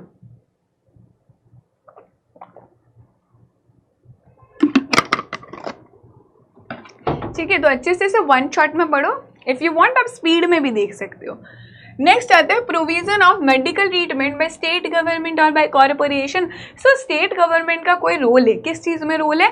मेडिकल ट्रीटमेंट में अंदर क्या रोल है? स्टेट गवर्नमेंट बोलता है कि हम मेडिकल, सर्जिकल और ऑब्स्टेट्रिक ट्रीटमेंट प्रोवाइड कराएंगे। कैसा? MSO।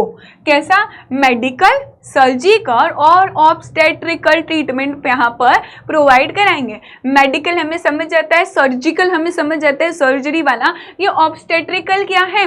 सो वो ट्रीटमेंट जो चाहिए होता है एक वुमेन को ड्यूरिंग द प्रेगनेंसी और ड्यूरिंग द चाइल्ड बर्थ, वो प्रोवाइड कराने की बात करी गई है। किसको? इंश्योर्ड पर्सन को, उसकी फैमिली को। सारे अरेंजमेंट करे जाएंगे ट्रीटमेंट के लिए, इवन प्राइवेट क्लिनिक तक भी अरेंज कराया जाएगा। अगर सिकनेस बेनिफिट का जो पेमेंट हो रहा है वो एक्सीड करता है यहाँ पर नेशनल एवरेज से, तो एक्सेस कॉस्ट कौन शेयर करेगा? Corporation and state government share करने वाला है। बाद में कॉर्पोरेशन क्या बोलेगा? स्टेट गवर्नमेंट का पार्ट वेव कर देगा, छोड़ देगा। इन शॉर्ट सारा कॉस्ट कौन इनकर करेगा? फिर कॉर्पोरेशन इनकर करने वाला है। अग्रीमेंट बोला गया, corporation and state government agreement करेंगे किसके ऊपर? कि मेडिकल ट्रीटमेंट का कॉस्ट शेयर करेंगे। नेचर कैसा होगा? इंफ्रास्ट्रक्चर कैसा क्रिएट होगा? ये सारा हमारा स्टेट गवर्नमेंट का रूल है। और क्या करना है? अगर कोई भी अग्रीमेंट नहीं है तो आर्बिट्रेटर जिसको सेंट्रल गवर्नमेंट ने अपॉइंट किया है वो डिसाइड करेगा ट्रीटमेंट कैसा होगा, कॉस्ट कैसे शेयर करोगे आप। अच्छा, स्टेट ऑर्गेनाइजेशन यहाँ पर सेंट्रल गवर्नमेंट की अप्रूवल से बेनिफिट प्रोवाइड कराएगी सिकनेस, मैटरनिटी और एम्प्लॉयमेंट इंजरी का। रेफर करेंगे हम स्टेट गवर्नमेंट को, और जब मैं बोलती हूँ स्टेट गवर्नमेंट को रेफर करेंगे उसके अंदर ऑटोमेटिकली हमारा स्टेट ऑर्गेनाइजेशन भी आ जाएगा। ठीक है, और क्या रोल है हमारा कॉरपोरेशन का? हॉस्पिटल्स एंड डिस्पेंसरीज यहाँ पर इस्टेब्लिश करना है, लोकल अथॉरिटी के साथ पार्टनर करना है, प्राइवेट बॉडीज़ के साथ, चाहे तो वो कमीशन या फिर ईएसआई हॉस्पिटल को रन कर सकता है, स्टेट गवर्नमेंट के साथ मिलकर पूरी रिस्पॉन्सिबिलिटी लेगा मेडिकल बेनिफिट की विद कॉस्ट शेयरिंग। अच्छा, जिस स्टेट्स में कॉरपोरेशन मेडिकल बेनिफिट प्रोवाइड करा रहा है, the central government is deemed age appropriate government, उधर हम सेंट्रल गवर्नमेंट को डीम्ड मान लेंगे अप्रोप्रिएट गवर्नमेंट है। क्या जनरल प्रोविजंस है बेनिफिट से रिलेटेड? नो कम्यूटेशन, यानी कि डिसेबलमेंट बेनिफिट जो है उसे कभी भी लमसम में आप कन्वर्ट नहीं कर सकते। अच्छा, कोई पर्सन डिसेबल हो गया, आप नहीं बोल सकते लमसम में लो 1 लाख रुपए दो, नहीं। सो पर्टिकुलर इंटरवल में उस पर्सन को पैसा मिलता है। सो कोई भी पैसा डिसेबलमेंट बेनिफिट का लमसम में आप कवर नहीं करा सकते, एक्सेप्ट अगर रेगुलेशंस में लिखा है तो अलग बात है। दूसरा बोला गया है, अगर यहाँ पर आपने लीव ली है, आपने स्ट्राइक करी और तुम काम कर रहे हो, तो अब तुम्हें कोई भी बेनिफिट नहीं मिलेगा। सो सिकनेस और टेम्पररी डिसेबलमेंट बेनिफिट नहीं मिलेगा। कब नहीं मिलेगा? On the days when the person works, जब वो पर्सन काम कर रहा है और वो लीव पर है, वो हॉलीडे पे, वो स्ट्राइक है, स्ट्राइक पर है और वो बोल रहे सिकनेस बेनिफिट दे दो, तो फिर उसे सिकनेस वाला बेनिफिट नहीं मिलेगा। थर्ड, कंडीशंस क्या है जब आपको बेनिफिट मिल रहे हैं? तो आपको मेडिकल ट्रीटमेंट लेना है जो कि प्रिस्क्राइब है, इंस्ट्रक्शंस को फॉलो करना है, उस मैनर में काम करना है जिससे आपकी रिकवरी हिंडर ना हो, जिससे आपकी रिकवरी में कोई प्रॉब्लम ना आए। आपको ट्रीटमेंट को बीच में ही नहीं छोड़ना है बिना परमिशन के, एंड एग्जामिनेशन अलाउ करना है बाय द मेडिकल ऑफिसर्स। तो बेसिकली जब भी आपकी हेल्थ खराब होती है, एक अच्छे बच्चे की तरह आपको क्या करना है? मेडिकल ट्रीटमेंट लेना है, सारे इंस्ट्रक्शंस फॉलो करने हैं, यहाँ पर बीच में ट्रीटमेंट छोड़कर नहीं जाना है, ऐसा कोई काम नहीं करना है जो आपकी रिकवरी को हिंडर करे। ठीक है, नो डबल बेनिफिट बोला है। अरे अरे अरे, दो बेनिफिट नहीं मिलेंगे। मान लो एक पर्सन यहाँ पर प्रेग्नेंट भी है और वो पर्सन बीमार भी है, तो वो नहीं बोल सकती कि मुझे सिकनेस वाला बेनिफिट भी दे दो और मैटरनिटी वाला भी दे दो। सो दो बेनिफिट नहीं मिलेंगे, जैसे कि सिकनेस और मैटरनिटी, सिकनेस और टेम्पररी डिसेबलमेंट, मैटरनिटी और टेम्पररी डिसेबलमेंट, इस तरह के डुअल बेनिफिट नहीं मिलेंगे। अगर कोई पर्सन एलिजिबल है for dual benefit, in that case क्या होगा? इन दैट केस उस पर्सन को डिसाइड करना पड़ेगा कि वो ये वाला बेनिफिट ऑप्ट करे या ये वाला करे। सो ही और she has to choose any one benefit की कौन सा उसे रिसीव करना है। अगर इंश्योर्ड पर्सन की डेथ हो जाती है और उसे कैश बेनिफिट एंटाइटल्ड था, तो पैसा up to the date of death किसको चला जाएगा? नॉमिनी को चला जाएगा। नॉमिनी ही नहीं है दीदी, तो लीगल हायर को चला जाएगा सारा का सारा कैश बेनिफिट। और क्या है? No dual claims. डिपेंडेंट्स जो है यहाँ पर उन्हें डिसेबलमेंट बेनिफिशियरी वो क्लेम नहीं कर सकते हैं under employees compensation under chapter 7। Again dependent दो जगह क्लेम नहीं कर सकते कि यहाँ पर क्लेम किया उन्होंने कि सिकनेस बेनिफिट दे दो, डिसेबलमेंट बेनिफिट दे दो, और चैप्टर 7 यानी कि मैटरनिटी बेनिफिट में क्लेम कर दिया कि मैटरनिटी बेनिफिट भी दे दो। नहीं, दो बेनिफिट के लिए एलिजिबल हो तो दोनों क्लेम नहीं कर सकते, ना तुम खुद ना तुम्हारे डिपेंडेंट्स। जिन वुमेन्स को मैटरनिटी बेनिफिट मिल रहा है इस चैप्टर के अंदर, यानी कि ESIC एक्ट के अंदर मैटरनिटी बेनिफिट मिल रहा है, तो अलग से मैटरनिटी बेनिफिट एक्ट चैप्टर 7 के अंदर आपको क्लेम नहीं करना है। कोई भी बेनिफिट आपने रिसीव किया है बिना लॉफुल एंटाइटलमेंट के, तो आपको कॉर्पोरेशन को देना पड़ेगा। आप एलिजिबल ही नहीं थे, लेकिन फिर भी आपने बेनिफिट क्या कर दिया है? फिर भी बेनिफिट ले लिया है, तो अभी आपको कॉर्पोरेशन को फिर से रीपे करना पड़ेगा। आई बी वेरी क्लियर?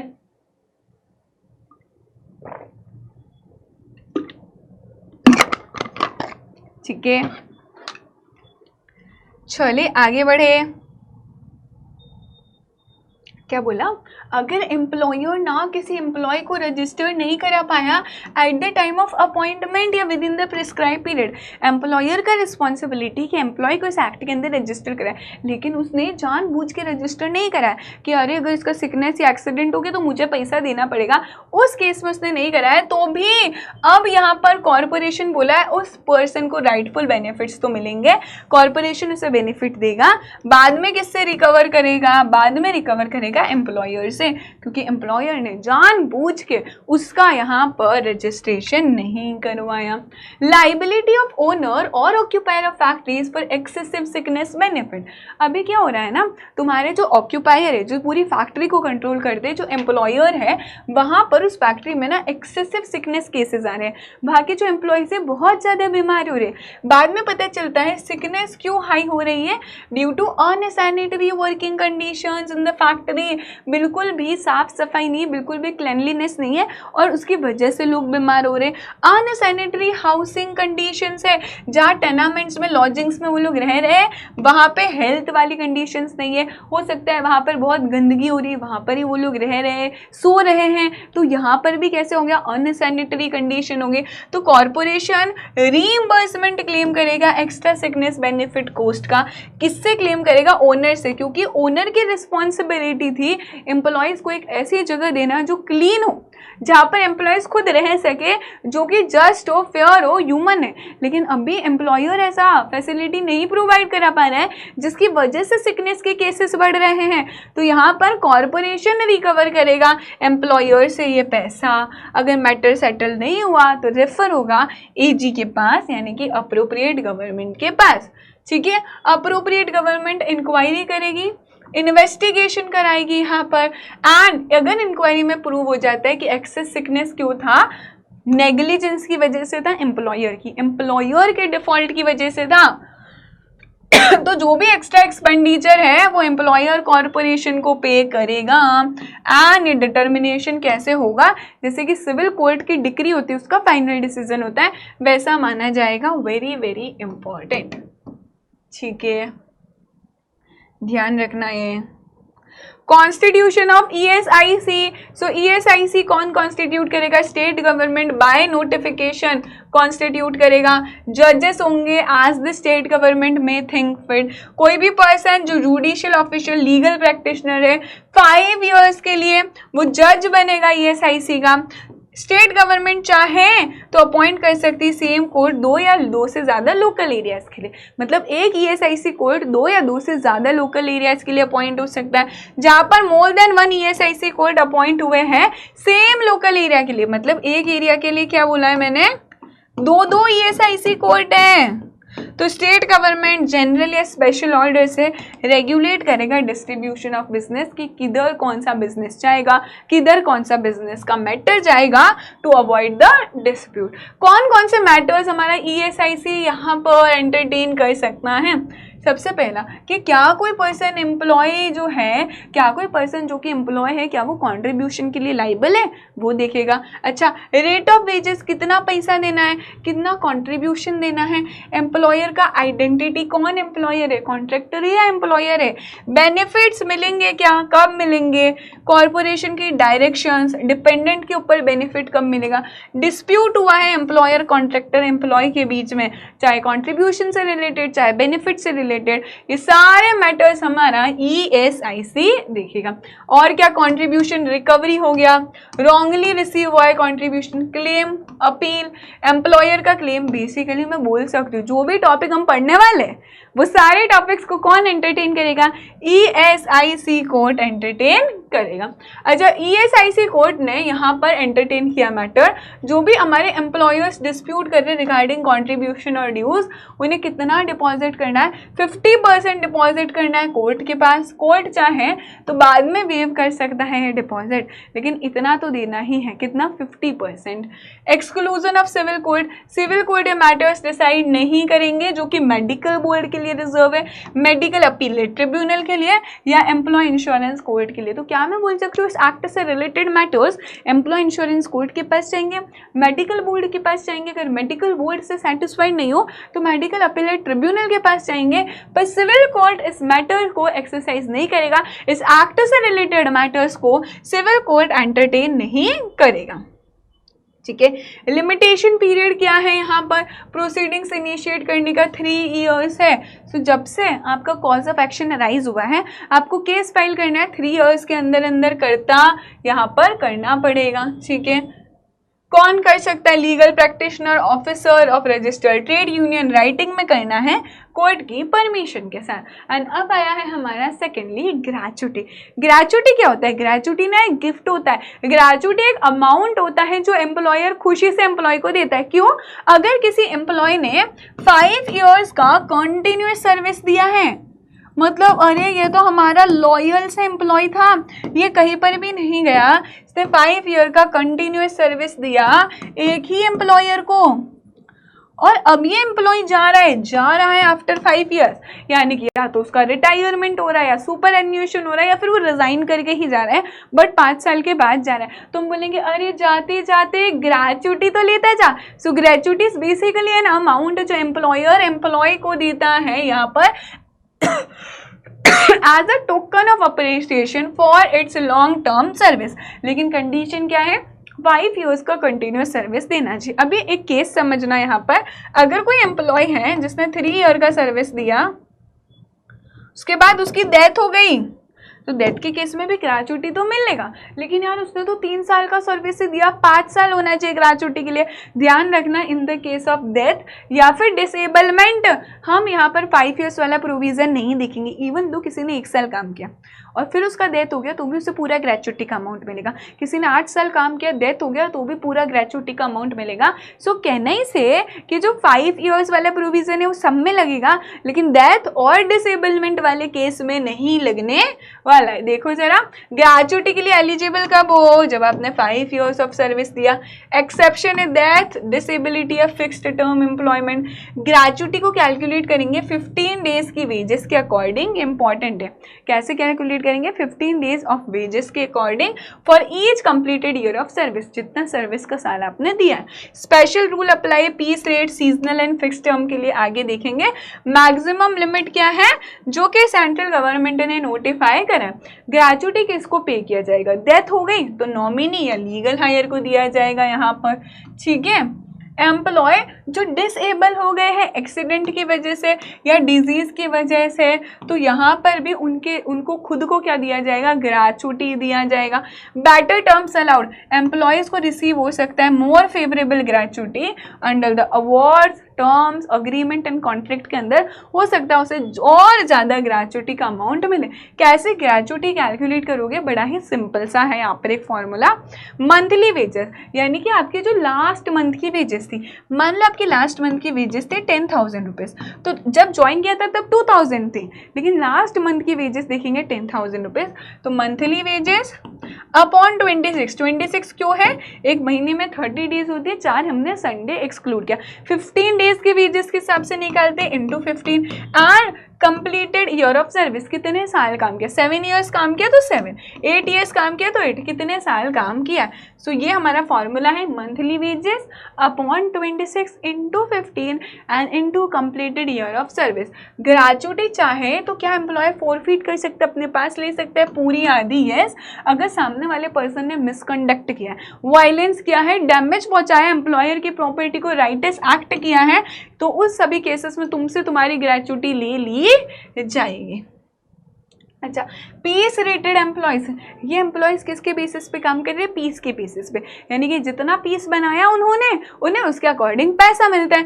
ग्रेचुटी कैसे मिलेगी? यहाँ पर उनका एवरेज वेज देखा जाएगा कि इनका लास्ट 3 महीने का कितना एवरेज वेज है, upon 26 into 15 into completed years of service. Gratuity का जो कैप है वो कितना होगा? मैक्सिमम लिमिट, जैसा कि हमारा सेंट्रल गवर्नमेंट नोटिफाई करे वो मैक्सिमम लिमिट होगा, ठीक है। मिनिमम तो हमें पता है कैसे कैलकुलेट करना है, मैक्सिमम लिमिट सेंट्रल गवर्नमेंट बताएगा। अब ये स्पेशल केस है, कौन सा? डिसेबलमेंट वाला। तो यहाँ पर बोला गया है अगर किसी पर्सन को डिसेबलमेंट सफर होता है, incapacity to perform the work, जो वो पहले कर रहे थे, तो अब हम ग्रेचुटी को ना 2 पार्ट में स्प्लिट करेंगे। पहले वो काम कर पा रहा था, अब वो काम नहीं कर पा रहा। प्री डिसेबलमेंट वेजेस, डिसेबल होने से पहले कितनी वेजेस थी? यहाँ पर upon 26 into 15 year, 50 15 into year of pre disablement, यानी कि डिसेबल हुए उससे पहले कितने टाइम के लिए आपने काम किया, ये प्री डिसेबलमेंट। अभी डिसेबलमेंट होने के बाद पोस्ट डिसेबलमेंट वेजेस कितनी है तुम्हारी, into 15 upon 26 into completed year of service. ऐसा क्यों, अभी तुम काम कर रहे थे, पहले तुम्हारी वेजेस थी 15,000 रुपीज, अब तुम डिसेबल हो गए। कैसे डिसेबल हो गए, तुम्हारी एक आंख खराब हो गई, तुम एक काम तो करो पर एक आंख से करो, इतना अच्छे से नहीं कर पाओगे, इतना इफेक्टिवली एंड एफिशिएंटली नहीं कर पाओगे, तो तुम्हारी वेजेस ना 15,000 की जगह 10,000 हो गई। तो अभी चेंजेस हो गया। तो अच्छा पहले तुमने 6 साल काम किया था, ठीक है, तो 6 ईयर्स के अकॉर्डिंग 15,000 रुपीज़ के अकॉर्डिंग यहाँ पर पहले हमारा ग्रेचुटी का अमाउंट निकलेगा एंड फिर बाद में जितना बाद में हमारा वेजेस हुआ है पोस्ट डिसेबलमेंट के अकॉर्डिंग अमाउंट यहाँ पर निकलेगा। डेफिनेशन ऑफ कंटिन्यूअस सर्विस, ये सेम डेफिनेशन है जो हमने इंडस्ट्रियल रिलेशन कोड में पढ़ी है। सो इंसिस्ट यू, आप वो देखोगे एक बार, सेम है कि कब बोला जाएगा कंटिन्यूअस सर्विस है। इसका मैंने पूरा चार्ट बनाया इंडस्ट्रियल रिलेशन कोड में, है ना। एम्प्लॉय को माना जाएगा कि उसने कंटिन्यूअस सर्विस दी है अगर उसकी सर्विसेज बिना इंटरप्शन के, हालांकि सिकनेस, एक्सीडेंट, ऑथोराइज लीव या एब्सेंस विथ लीव में हम क्या मान लेंगे कि उसने कंटिन्यूअस सर्विस ही दी है। ले ऑफ है, स्ट्राइक है, लॉकआउट है या वर्क स्टॉप हुआ है एम्प्लॉय की वजह से, नहीं, इन सारे केसेस में हम कंटिन्यूअस सर्विस ही मानेंगे। फिर हमने डीम्ड 1 ईयर और डीम्ड 6 मंथ्स वाला पढ़ा था, सेम है, याद आया। सीजनल एस्टैब्लिशमेंट में हमने देखा था 75% दिन काम किया है। तो अब नॉमिनेशन, क्या हर एक एम्प्लॉय को नॉमिनेट करना ज़रूरी है? यस, क्योंकि अगर उसकी डेथ हो जाती है तो ग्रेचुटी का अमाउंट ना उसके नॉमिनी के पास जाएगा। So yes, it is compulsory कि आप नॉमिनेट करो। किसका नाम नॉमिनेट करना है, कब नॉमिनेट करना है? जब आपका 1 ईयर ऑफ सर्विस हो गया एक ऑर्गेनाइजेशन में, जब आपने 1 साल का सर्विस दे दिया, अब तुम नाम नॉमिनेट कर सकते हो। हालांकि यहाँ पर बोला गया है एम्प्लॉयज चाहे तो ग्रेचुटी अमाउंट ना मल्टीपल नॉमिनीज के बीच में डिवाइड कर सकता है। मान लो लेट्स अज्यूम है मिस्टर गोलू के 2 बच्चे हैं, ढोलू और भोलू। मिस्टर गोलू चाहे तो क्या यहाँ पे मल्टीपल नॉमिनी रख सकते हैं, एक नॉमिनी ढोलू, एक नॉमिनी भोलू, यस वो रख सकते हैं। सो मल्टीपल नॉमिनीज अलाउड है, लेकिन ध्यान रखना अगर एम्प्लॉय की फैमिली है तो उसे अपनी फैमिली को ही नॉमिनी बनाना है। क्या वो किसी और पर्सन को, किसी बाहर वाली को नॉमिनी बना सकते हैं क्या? नहीं बना सकते। So if the employee has a family तो वो नॉमिनी किसको बनाना है? अपनी फैमिली वालों को ही बनाना है, अपनी वाइफ, अपनी बच्ची, अपने भाई, अपने बहन को बना सकते हैं, एक या एक से ज्यादा फैमिली मेंबर हो सकते हैं। अगर किसी नॉन फैमिली मेंबर को बना दिया है, फैमिली होते हुए भी गोलू किसको, यहाँ पर गोलू किसी और को नॉमिनी बना रहा है, तो नहीं, वो अलाउड नहीं होगा, वो इनवैलिड होगा। लेकिन मान लो अगर किसी पर्सन की फैमिली ही नहीं है, वो सिंगल है, तो उस केस में क्या कर सकता है? उस केस में वो किसी और को, यानी कि जो नॉन फैमिली मेंबर है उसको भी यहाँ पर नॉमिनी बना सकता है। लेकिन जैसे ही उसकी फैमिली बन जाती, मान लो उसने शादी कर ली तो उसकी फैमिली हो गई, उसकी वाइफ आ गई, जैसे ही उसकी फैमिली एक्वायर हो जाती, अब उसे नया नॉमिनी इंडिकेट करना पड़ेगा। कोई फैमिली नहीं है तो नॉमिनेशन किसी भी पर्सन के हिसाब से कर सकते हो। एक बार एम्प्लॉय ने फैमिली एक्वायर कर ली तो अर्लियर नॉमिनेशन इनवैलिड हो जाएगा, फ्रेश नॉमिनेशन करना पड़ेगा फैमिली मेंबर के लिए। एम्प्लॉय चाहे तो मॉडिफाई कर सकता है नॉमिनेशन किसी भी टाइम पे। अगर नॉमिनी की डेथ पहले हो जाती है बिफोर द एम्प्लॉय तो सिंपल सी बात है, फिर से नॉमिनेट करो, फ्रेश नॉमिनेशन होगा। ठीक है, सारा नॉमिनेशन, फ्रेश नॉमिनेशन, मॉडिफिकेशन किसको सबमिट करेंगे? एम्प्लॉयर को सबमिट करेंगे and it is the responsibility of the employer कि उसे सेफ रखा जाए। Determination of amount of gratuity में ही देखना कि कैसे एक अमाउंट डिटरमाइन करोगे आप, वो हमने देखना है, लेकिन प्रोसेस क्या होना चाहिए? तो हमारा ये जो एम्प्लॉय है ये एप्लीकेशन भेजेगा राइटिंग में एम्प्लॉयर के पास ग्रेचुटी के लिए प्रिस्क्राइब फॉर्म और टाइम में। एम्प्लॉयर की ड्यूटी है वो डिटरमाइन करेगा अमाउंट, एंड इवन इफ कोई एप्लीकेशन नहीं भी आई ना तो एम्प्लॉयर को पता होना चाहिए कि मुझे पैसा देना है, तो उसे पैसा देना पड़ेगा। जैसे ही ग्रेचुटी पेबल हो जाती है ये नोटिफाई करेगा एम्प्लॉय को और कॉम्पिटेंट अथॉरिटी को, और ग्रेचुटी पे करेगा 30 डेज के अंदर अंदर। फिर से सुनोगे, एम्प्लॉय क्या करेगा? एप्लीकेशन भेजेगा राइटिंग में एम्प्लॉयर को। Once the gratuity becomes payable it is the responsibility of the employer कि एम्प्लॉयर ग्रेचुटी दे, चाहे एप्लीकेशन आए चाहे एप्लीकेशन ना आए, उसे ग्रेचुटी देनी है। कितने दिनों में देनी है? 30 डेज के अंदर ग्रेचुटी देनी है। अगर डीले किया ग्रेचुटी देने में तो एम्प्लॉयर को अभी तो जेल नहीं जाना है, सिंपल इंटरेस्ट पे करना पड़ेगा। डिस्प्यूट है, डिस्प्यूट किससे रिलेटेड है कि कितना पैसा देना है, तो एम्प्लॉयर को जो भी एडमिटेड ग्रेचुटी का अमाउंट है ना वो कॉम्पिटेंट अथॉरिटी के पास डिपॉजिट करना है।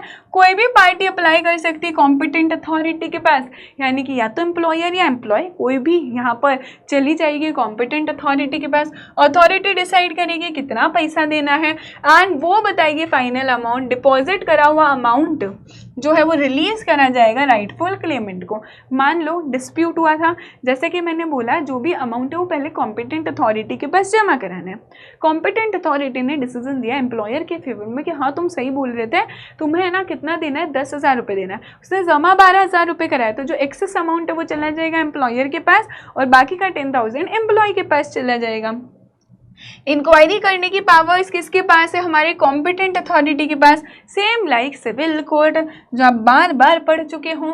जुडिशियल नेचर, इंक्वायरी को ट्रीट किया जाएगा judicial proceedings under Indian penal code. अच्छा इंक्वायरी वगैरह हुई है, ठीक है, लेकिन फिर भी तुम अग्रीव्ड हो कॉम्पिटेंट अथॉरिटी के डिसीजन से, ये अग्रीव्ड पार्टी अपील कर सकती है 60 डेज के अंदर अप्रोप्रिएट गवर्नमेंट के पास या अपीलेट अथॉरिटी के पास। एम्प्लॉयर डिपॉजिट कराएगा ग्रेचुटी का अमाउंट किसके पास, यहाँ पर अपील करेगा उससे पहले डिपॉजिट कराएगा। अपीलेट अथॉरिटी कंफर्म भी कर सकती है कि नहीं सही बोल रहे थे, मॉडिफाई यानी कि चेंज कर सकती है, हो सकता है कॉम्पिटेंट अथॉरिटी का ऑर्डर रिवर्स कर दे हमारी अपीलेट अथॉरिटी। अब आते हैं कंपल्सरी इंश्योरेंस। बोला गया है हर एम्प्लॉयर को ना कंपल्सरी इंश्योरेंस लेना है, किससे, IRDA रेगुलेटेड कंपनी से लेना है, सो दैट ग्रेचुटी से रिलेटेड जितनी भी लाइबिलिटीज है ना वो कवर हो जाएगी। कभी एम्प्लॉयर जिसके पास अप्रूव्ड ग्रेचुटी फंड है उन्हें एग्जाम्प्ट किया जाए, स्पेशली अगर 500 और मोर वर्कर्स हैं तो तुम्हें इंश्योरेंस लेने की ज़रूरत नहीं है, एग्जाम्प्ट किया गया। इसको इम्प्लीमेंट करने के लिए यानी कि एम्प्लॉयर को इंश्योरेंस लेना पड़ेगा, इम्प्लीमेंट करने के लिए रजिस्टर कराना पड़ेगा एस्टैब्लिशमेंट को कॉम्पिटेंट अथॉरिटी के पास, इंश्योरेंस लेना है, ठीक है। इंश्योरेंस किस लिए ले रहे हैं हम लोग, एक ग्रेचुटी फंड को सेटअप करने के लिए हम लोग इंश्योरेंस ले रहे हैं। गवर्नमेंट रूल्स बता सकता है बोर्ड ऑफ ट्रस्टीज के कैसे रिकवर होगा हमारा ग्रेचुटी। अगर एम्प्लॉयर ने इंश्योरेंस प्रीमियम पे नहीं किया, फंड में कंट्रीब्यूट नहीं किया, तो वो लाइबल होंगे ग्रेचुटी पे करने के लिए, वो भी with interest. Now next comes our maternity benefit. Maternity benefit क्या है, इसे थोड़ा लॉजिकली सोचना है। यहाँ पे लॉजिक क्या है, लॉजिक ये है कि यहाँ पर ना पेड लीव्स मिलेगी, पेड लीव्स मिलने वाली हैं आपको। So even though you will be on leave, लेकिन आपको पेड लीव्स मिलेगी, कितने की, 26 वीक्स की पेड लीव्स मिलेगी। ये कब होगा, when a women is pregnant. जब एक वुमेन प्रेग्नेंट होती है तो उन्हें बोला गया आपको 26 वीक्स का पेड लीव्स मिल रहा है। कैसे मिलता है, यहाँ पर डिलीवरी से पहले 8 वीक्स का मिलता है मैक्सिमम, एंड डिलीवरी के बाद आपको बैलेंस मिलता है यानी कि 18 वीक्स का मिलता है। नॉट ओनली दैट, यहाँ पर बोला गया है आपको डॉक्टर को भी विजिट करानी पड़ेगी, है ना, एंड इसके लिए एम्प्लॉयर यहाँ पर आपको मेडिकल बोनस देगा 3500 रुपीज़ का। इस पर पहले ना एक क्वेश्चन भी आया हुआ है तुम्हारा। अभी मैंने ना सारे मैटरनिटी बेनिफिट प्रोविजंस को बहुत ही सिंप्लीफाई करा है तुम्हारे लिए। ये टेबल दिख रही होगी, मैटरनिटी बेनिफिट एकदम दिमाग में चला जाएगा। कैसे सिंप्लीफाई किया है, कौन एलिजिबल होगा, ऐसी वुमेन जिसने एटलीस्ट 80 डेज काम किया है in the 12 months before the expected delivery. Expected date of delivery से पहले पिछले 12 महीने में उसने कम से कम 80 डेज काम किया। अच्छा एक वुमेन है जिसने क्या किया, 1.5 मंथ काम किया और बोलती है आई एम प्रेग्नेंट, सो मुझे मैटरनिटी बेनिफिट दो, मुझे 26 वीक्स का लीव दो, दैट इज़ नॉट पॉसिबल, ठीक है। तो यहाँ पर क्या बोला गया है, अगर ऐसी वुमेन है जिसने 12 महीने में 80 डेज काम किया है, इन that case she will be eligible for maternity benefit. Rate कितना है, यानी कि उसका डेली वेजेस देखा जाएगा 3 मंथ्स का before maternity leave, and accordingly उसे पैसा मिलेगा। पहले और दूसरे बच्चे के लिए, फर्स्ट एंड सेकेंड चाइल्ड के लिए 26 वीक्स का बेनिफिट मिलता है, प्री 8 वीक्स और पोस्ट 18 वीक्स। लेकिन उसके बाद अगर थर्ड चाइल्ड होता है तो उस केस में भी 26 वीक्स का बेनिफिट नहीं मिलेगा, 12 वीक्स का ही मिलने वाला है, 6 pre delivery and 6 post delivery. Adoption या फिर कमीशनिंग मदर हो, आपने क्या किया है, किसी बच्चों को अडॉप्ट किया है उस केस में 12 वीक का बेनिफिट मिलेगा from the date the child is handed over, जब से चाइल्ड हैंड ओवर किया है वहां से 12 वीक्स का बेनिफिट मिलेगा। कब एप्लीकेबल होगा? जब हमारे चाइल्ड की एज बिलो 3 मंथ से मिस कैरेज हो जाता है अगर किसी वुमेन का, तो बोला गया है 6 वीक्स का पेड लीव मिलेगा इमीडिएटली आफ्टर द इवेंट। मान लो किसी वुमेन का मिस कैरेज हो गया, अब मिस कैरेज से रिकवर होने के लिए भी उसे टाइम चाहिए होता है, इसमें 6 वीक्स का बेनिफिट मिलेगा, 6 वीक्स का पेड लीव मिलेगा। ट्यूबेक्टोमी ऑपरेशन हुआ है किसी वुमेन का तो 2 वीक का पेड लीव मिलेगा immediately after the operation, operation हुआ जस्ट उसके बाद 2 वीक्स का paid leave. Pregnancy related illness है तो 1 मंथ का एडिशनल लीव मिलने वाला है। You have to understand one thing कि बहुत ही ऐसा प्रोसेस होता है जहां पर वुमेन को पूरा फोकस करना पड़ता है खुद पर, खुद के डेवलपमेंट पर, and actually she is carrying a life inside her वॉर्म। इसीलिए बोला गया है उनके बहुत सारे बेनिफिट दिए गए, specially just because a women is pregnant that does not mean कि वो अब आपकी ऑर्गेनाइजेशन या फैक्ट्री में काम नहीं कर सकती है या कंपनी में काम नहीं कर पाएगी। सो बिकॉज इसको हम लोग है ना ऐसे लेकर नहीं चाह रहे कि ये गलत है, इसको लेकर जा रहे even though women is pregnant लेकिन हम उन्हें ये बेनिफिट्स दे रहे हैं। So these are the maternity benefit. और क्या बोला गया है? मेडिकल बोनस मिलेगा 3500 रुपीज का, ठीक है, एम्प्लॉयर को प्रोवाइड करना है। नर्सिंग ब्रेक्स मिलेंगे एक बार जब वो women after delivering the child resume करती है काम पे, है ना, काम पर आने स्टार्ट करती है, तो उसे यहाँ पर 2 नर्सिंग ब्रेक्स मिलेंगे हर दिन जब तक कि आपका चाइल्ड 15 मंथ्स का नहीं हो जाता है, सो दैट वो बीच बीच में जाकर अपने बच्चे का ध्यान रख सकती है। क्रैश फैसिलिटी होगी, अगर 50 से ज़्यादा एम्प्लॉयज़ है तो आप दिन में 4 बार जा सकते हो, अपने बच्चे को जाओ, खिलाओ, देखो। वर्क फ्रॉम होम अगर पॉसिबल है तो वुमेन को वर्क फ्रॉम होम अलाउ करो मैटरनिटी बेनिफिट के बाद, लेकिन वो म्यूचुअली अग्रीड टर्म्स पे होना चाहिए। प्रोटेक्शन फ्रॉम डिसमिसल, क्या आप किसी वुमेन को डिसमिस कर सकते हो ड्यूरिंग द प्रेगनेंसी कि तुम प्रेग्नेंट हो ना, अब तुम काम नहीं कर रही हो, हम तुम्हें डिसमिस कर देते, क्या उसे डिस्चार्ज कर सकते हो ड्यूरिंग द प्रेगनेंसी? नहीं कर सकते हो। Misconduct is the only exception, यानी कि अगर किसी वुमेन ने गलत किया है, कुछ मिसकंडक्ट किया, तो ही आप उसे डिस्चार्ज या डिसमिस कर सकते हो, अदरवाइज नहीं कर सकते हो। लास्ट, अपील ऑन डिसमिसल, अगर आपने उसको डिसमिस किया और वो सेटिस्फाइड नहीं है तो अपील फाइल कर सकती है 60 डेज के अंदर अंदर कॉम्पिटेंट अथॉरिटी के पास, एंड वो फाइनल होगा। देखो एक और चीज बोली गई है, मैटरनिटी बेनिफिट की टाइमलाइन है, ठीक है, जो भी आपकी डिलीवरी की डेट है उससे पहले 8 वीक्स, उसके बाद 18 वीक्स का आपको मैटरनिटी बेनिफिट मिलेगा, ठीक है। और ड्यूरिंग द प्रेगनेंसी वुमेन को वैसा काम नहीं करवाना है, कोई भी आर्डियस नेचर ऑफ वर्क नहीं कराना जिसमें बहुत ज़्यादा एनर्जी जा रही है वुमेन की, वो काम नहीं करवाना। तो एक बार इसको भी देख लो, लिख लो, ठीक है। रेस्ट्रिक्शन है वुमेन के ऊपर, क्या है? रेस्ट्रिक्शन है, रेस्ट्रिक्शन है बिकॉज शी इज प्रेग्नेंट, तो कैसा काम नहीं करवाना है जिसमें ज्यादा देर तक ना खड़ा रहना पड़े।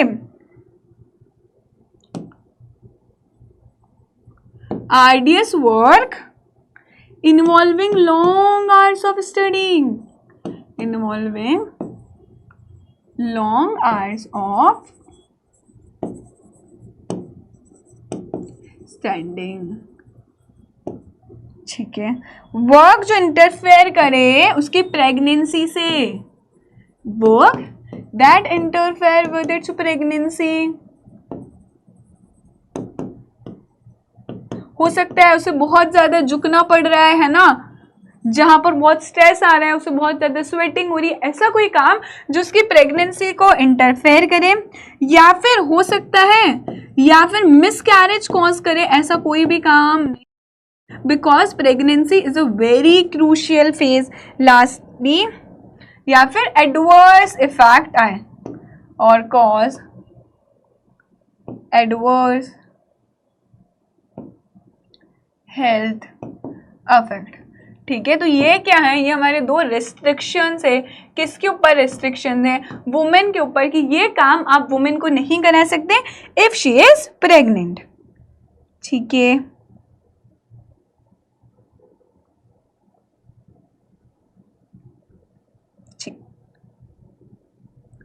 आगे बढ़े अभी हम लोग। अभी आते हैं हम लोग एम्प्लॉयज के कॉम्पनसेशन पे कि एम्प्लॉयज को कैसे कॉम्पनसेशन मिलेगा, कितना कॉम्पनसेशन मिलने वाला है। 4 टाइप से कॉम्पनसेशन मिलेगा। अगर वो डेथ हो जाती है किसी एम्प्लॉय की तो 50% ऑफ द मंथली वेजेस मिलेंगे। मान लो मंथली वेजेस उसे 10,000 मिल रहे थे तो 10,000 का 50% 5,000 हो गया। 50% ऑफ द वेजेस मिलेंगे इनटू फैक्टर। फैक्टर क्या है, जो 6th शेड्यूल में लिखा हुआ। अभी ये फैक्टर डिपेंड करता है आपकी एज पे कि आपकी एज कितनी है, उसके अकॉर्डिंग ये फैक्टर होता है, ठीक है। तो 50% of the monthly wages into factor. Permanent total disablement हुआ है तो 60% of the monthly wages into factor. Permanent total disablement यानी कि अब आप काम नहीं कर पा रहे हो, परमानेंटली टोटल डिसेबलमेंट हो गया है जिससे आपकी अर्निंग कैपेसिटी खत्म हो गई है, तो यहाँ पर 60% of the monthly wages into factor. अगर आपका परमानेंट पार्शियल डिसेबलमेंट है तो उसे भी हम कैलकुलेट करेंगे। टेम्पररी डिसेबलमेंट है तो 25% of monthly wages which is paid half monthly. क्या बोला गया, टेम्पररी डिसेबलमेंट। कैसे हो सकता है टेम्पररी डिसेबलमेंट दीदी, फ्रैक्चर हो गया तो वो कैसा है, टेम्पररी डिसेबलमेंट की अरे 7 दिन रेस्ट करो and you will be all sorted, ठीक है। इसको मैं लिखवा देती हूं।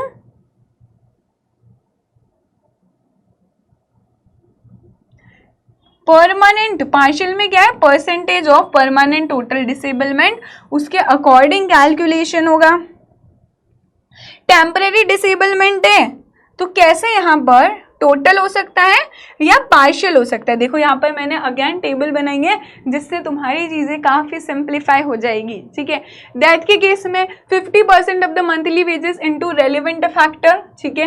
परमानेंट टोटल डिसेबलमेंट तो 60% of monthly wages into relevant factor, ठीक है। परमानेंट पार्शियल डिसेबलमेंट है, जैसे कि परमानेंट पार्शियल, परमानेंट डिसेबलमेंट तो हुआ है पर पार्शियल हुआ। एक पर्सन काम कर रहा था, काम करते करते मशीन में अंगुली आ गई और एक अंगुली कट गई, ठीक है। परमानेंट डिसेबलमेंट है, अंगुली तो वापस नहीं ग्रो होगी तो यहाँ पर, लेकिन वो काम कर पा रहा है। पार्शियल डिसेबलमेंट है तो प्रपोर्शन ऑफ परसेंटेज होगा एज पर द डिसेबिलिटी जो 4th शेड्यूल में लिस्ट है हमारा। देन हमारा टेम्पररी डिसेबलमेंट है तो टेम्पररी हुआ जैसे कि किसी का हाथ या पैर फ्रैक्चर हो गया, ठीक है, या थोड़ी सी चोट आ गई है, टेम्पररी डिसेबलमेंट है। सो 25% ऑफ मंथली वेजेस जिसको हाफ मंथली पे किया जाएगा यानी कि 16th डे से पे किया जाएगा, ये एक्सीड नहीं कर सकता है 60 मंथ से ज़्यादा। फ्यूनरल एक्सपेंसेस, किसी का डेथ हो गया तो मिनिमम 15,000 रुपीज़ देना है।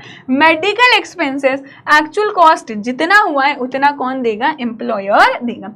अच्छा, एम्प्लॉयर कब लायबल नहीं है, कब एम्प्लॉयर को पैसा देने की जरूरत नहीं है, very very important.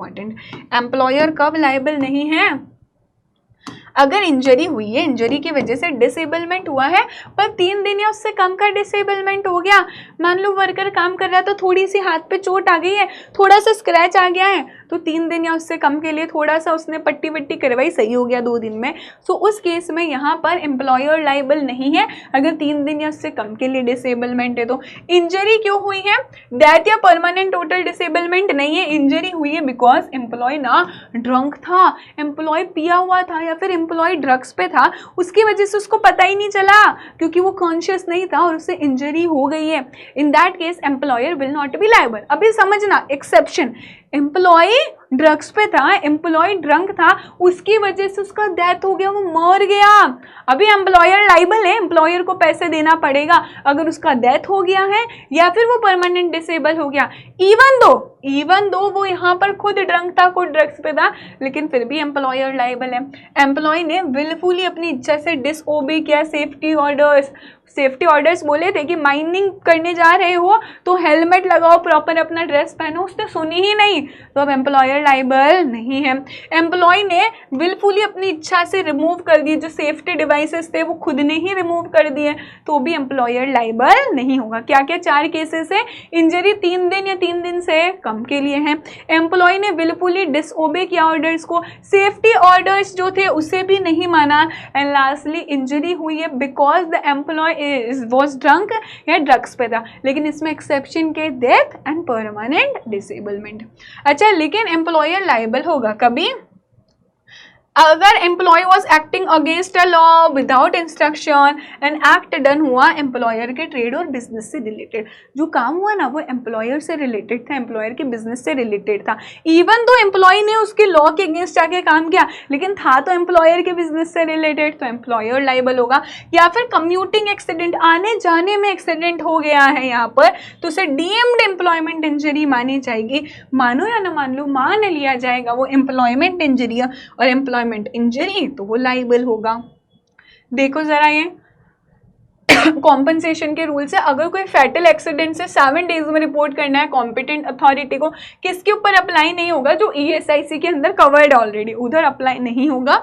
Compensation payment की डेडलाइन क्या है? जैसे ही ड्यू होता है आपको पे करना है। एम्प्लॉयर का डिस्प्यूट है तो प्रोविजनल पेमेंट करना है। यहाँ पर डिफॉल्ट इंटरेस्ट और डैमेजेस देना है। कब? अगर 1 महीने के अंदर अंदर नहीं पे करा आपने तो कॉम्पिटेंट अथॉरिटी बोलोगी चलो इंटरेस्ट और डैमेजेस दो।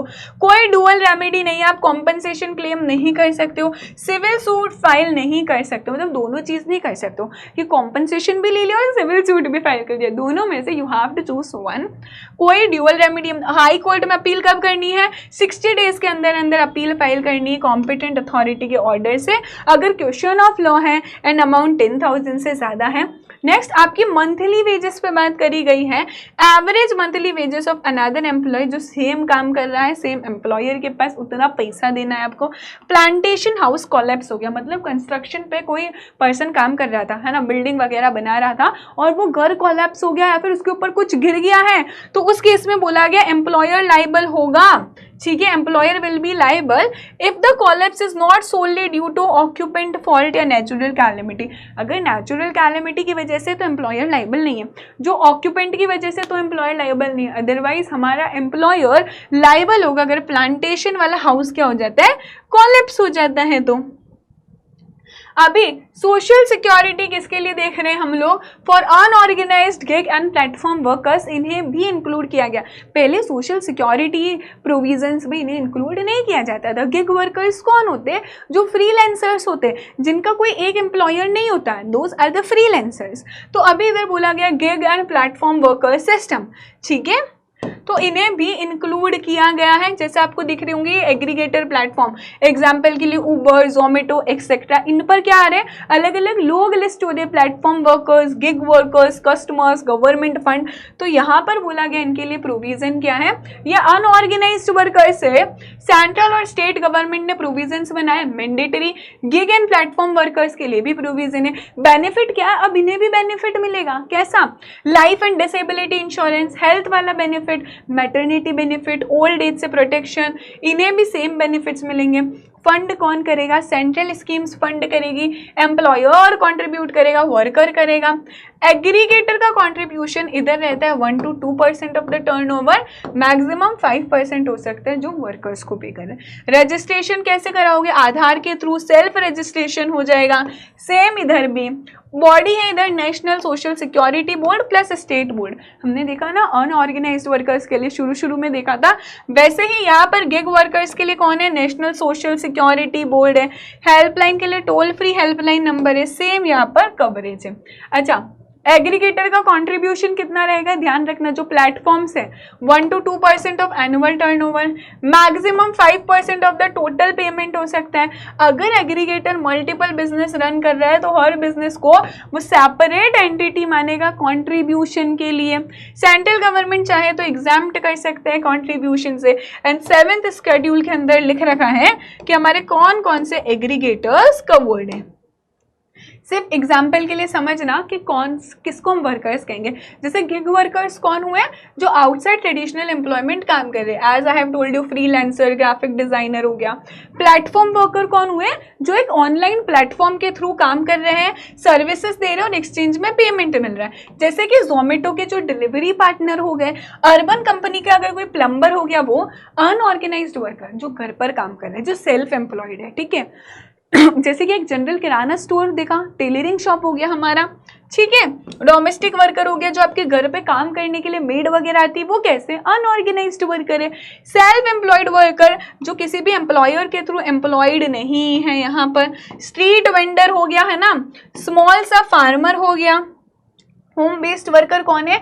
जो गुड सर्विसेज प्रोड्यूस करता है घर से ही, जैसे कि गारमेंट स्टिच कर रहा है घर से, अगरबत्ती बना रहा है घर से। इंटर स्टेट माइग्रेंट वर्कर जो एक स्टेट से दूसरे स्टेट में जाते हैं फॉर एम्प्लॉयमेंट, जैसे कि एक पर्सन गुजरात से मुंबई गया काम के लिए। क्या तुम्हें कंप्लाइंसेस, ऑफेंसेस एंड मिसलिनियस में रिकॉर्ड्स एंड रजिस्टर मेंटेन करने? यस, एवरी एम्प्लॉयर, हर एम्प्लॉयर को इलेक्ट्रॉनिक रिकॉर्ड्स रजिस्टर्स मेंटेन करने हैं। उसे वैकेंसीज हुई तो रिपोर्ट करनी है किधर? डेजिग्नेटेड करियर सेंटर पर। कंपनी ने ना कोई ऑफेंस किया तो उसके लिए company and person in charge responsible माना जाएगा। अच्छा, वो बोल सकता है कि मैंने पूरा ड्यू डिलीजेंस दिया था, मैंने पूरा ध्यान रखा, ये जो भी हुआ मेरी बिना नॉलेज के हुआ, तो फिर वो रिस्पॉन्सिबल नहीं होगा। Next is compounding. कंपाउंडिंग हो सकती है? यस, कंपाउंडिंग हो सकती है। किसके लिए? ऐसे ऑफेंसेस जिसका पनिशमेंट ओनली फाइन है या फाइन और इम्प्रिजनमेंट, यानी कि इम्प्रिजनमेंट ऑप्शनल है। कितना लगेगा? मैक्सिमम 50% ऑफ द फाइन लग सकता है यहाँ पर आपको, ठीक है। कंपाउंड नहीं करा सकते विद इन 5 years।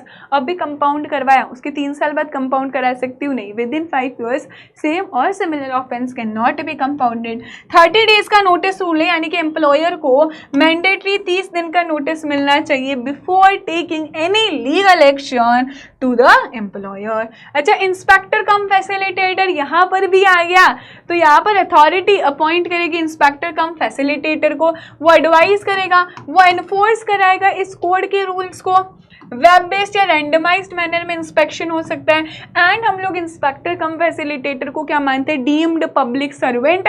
अभी तक तो आपको समझ आ गया होगा कि हमने से बहुत सारे कोर्स पढ़े, उसमें इंस्पेक्टर कम फैसिलिटेटर सेम है।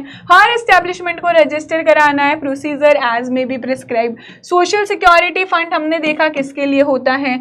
अनऑर्गेनाइज्ड गिग वर्कर्स के लिए होता है। अभी तुम्हारे लिए मैंने क्या किया है ना, ये पूरा तुम्हें चार्ट दिख रहा है, पूरा सिंप्लीफाई कर दिया है, क्योंकि आई नो बहुत सारी लिमिट्स है इस चैप्टर में। एंड दीदी लिमिट्स कैसे याद होगी, हम कैसे याद करेंगे, हम परेशान हो जाएंगे। तो परेशान होने की ज़रूरत ही नहीं है, जब तुम्हारी मेहंदी दीदी यहाँ पर है, पूरा यहाँ पर ना लिमिट्स का चार्ट तुम्हें मिल गया। कौन सा एक्ट कब एप्लीकेबल है, वेजेस का क्या होने वाला है, ग्रेचुटी कितनी रहेगी। एक पॉइंट था, अगर जर्नलिस्ट है ना तो उनके लिए 3 years था कंटिन्यूस सर्विस होना चाहिए, ठीक है। ग्रेचुटी का फॉर्मूला, मैटरनिटी लीव, जितना भी हमने पढ़ा, जहाँ जहाँ पर भी तुम्हें लिमिट्स दिख रही है ना, वो सारी लिमिट्स का मैंने यहाँ पर तुम्हारे लिए पूरा चार्ट बना दिया, ठीक है। आई होप इससे तुम सभी को हेल्प मिली होगी। And that was all about our chapter code on social security 2020। ये दिख रहा है, ये सारा कंपाउंडिंग में कितना फाइन लगने वाला है, क्या होगा, रिमूवल पे क्या होने वाला है, टेन्योर क्या होगा, हर एक चीज़ ना यहाँ पर जहाँ जहाँ पर भी लिमिट्स थी, जहाँ जहाँ पर भी तुम कंफ्यूज हो सकते हो, वहाँ पर पूरा टेबल बनाया है। Please let me know in the comments कि तुम्हें कैसे लग रहे हैं ये लेक्चर्स, ठीक है। ज़रूर बताना क्या मज़ा आ रहा है। एंड फाइनली हमारा जो लेबर लॉस वाला पार्ट है वो होता है स्वाहा। ओके देन माय नादान परिंदू, that is it from my side. खूब अच्छे से पढ़ो, जिसमें make yourself proud, make your parents proud, make me proud. And पूरा लेबर लॉस को ना अच्छे से रिवाइज करना। आप चाहो तो इन लेक्चर्स को बार बार पढ़ो, जो भी सारे इंपॉर्टेंट पार्ट है, जो भी एग्जाम ओरिएंटेड पार्ट है, जो भी आप रिवाइज कर सकते हो। अगर आप पहली बार भी पढ़ रहे हो तो कॉन्सेप्ट को समझ सकते हो, वो सभी यहाँ पर कवर हुआ है। So that's it from my side. This is CS Mehndi Tushnawala signing off. Bye bye.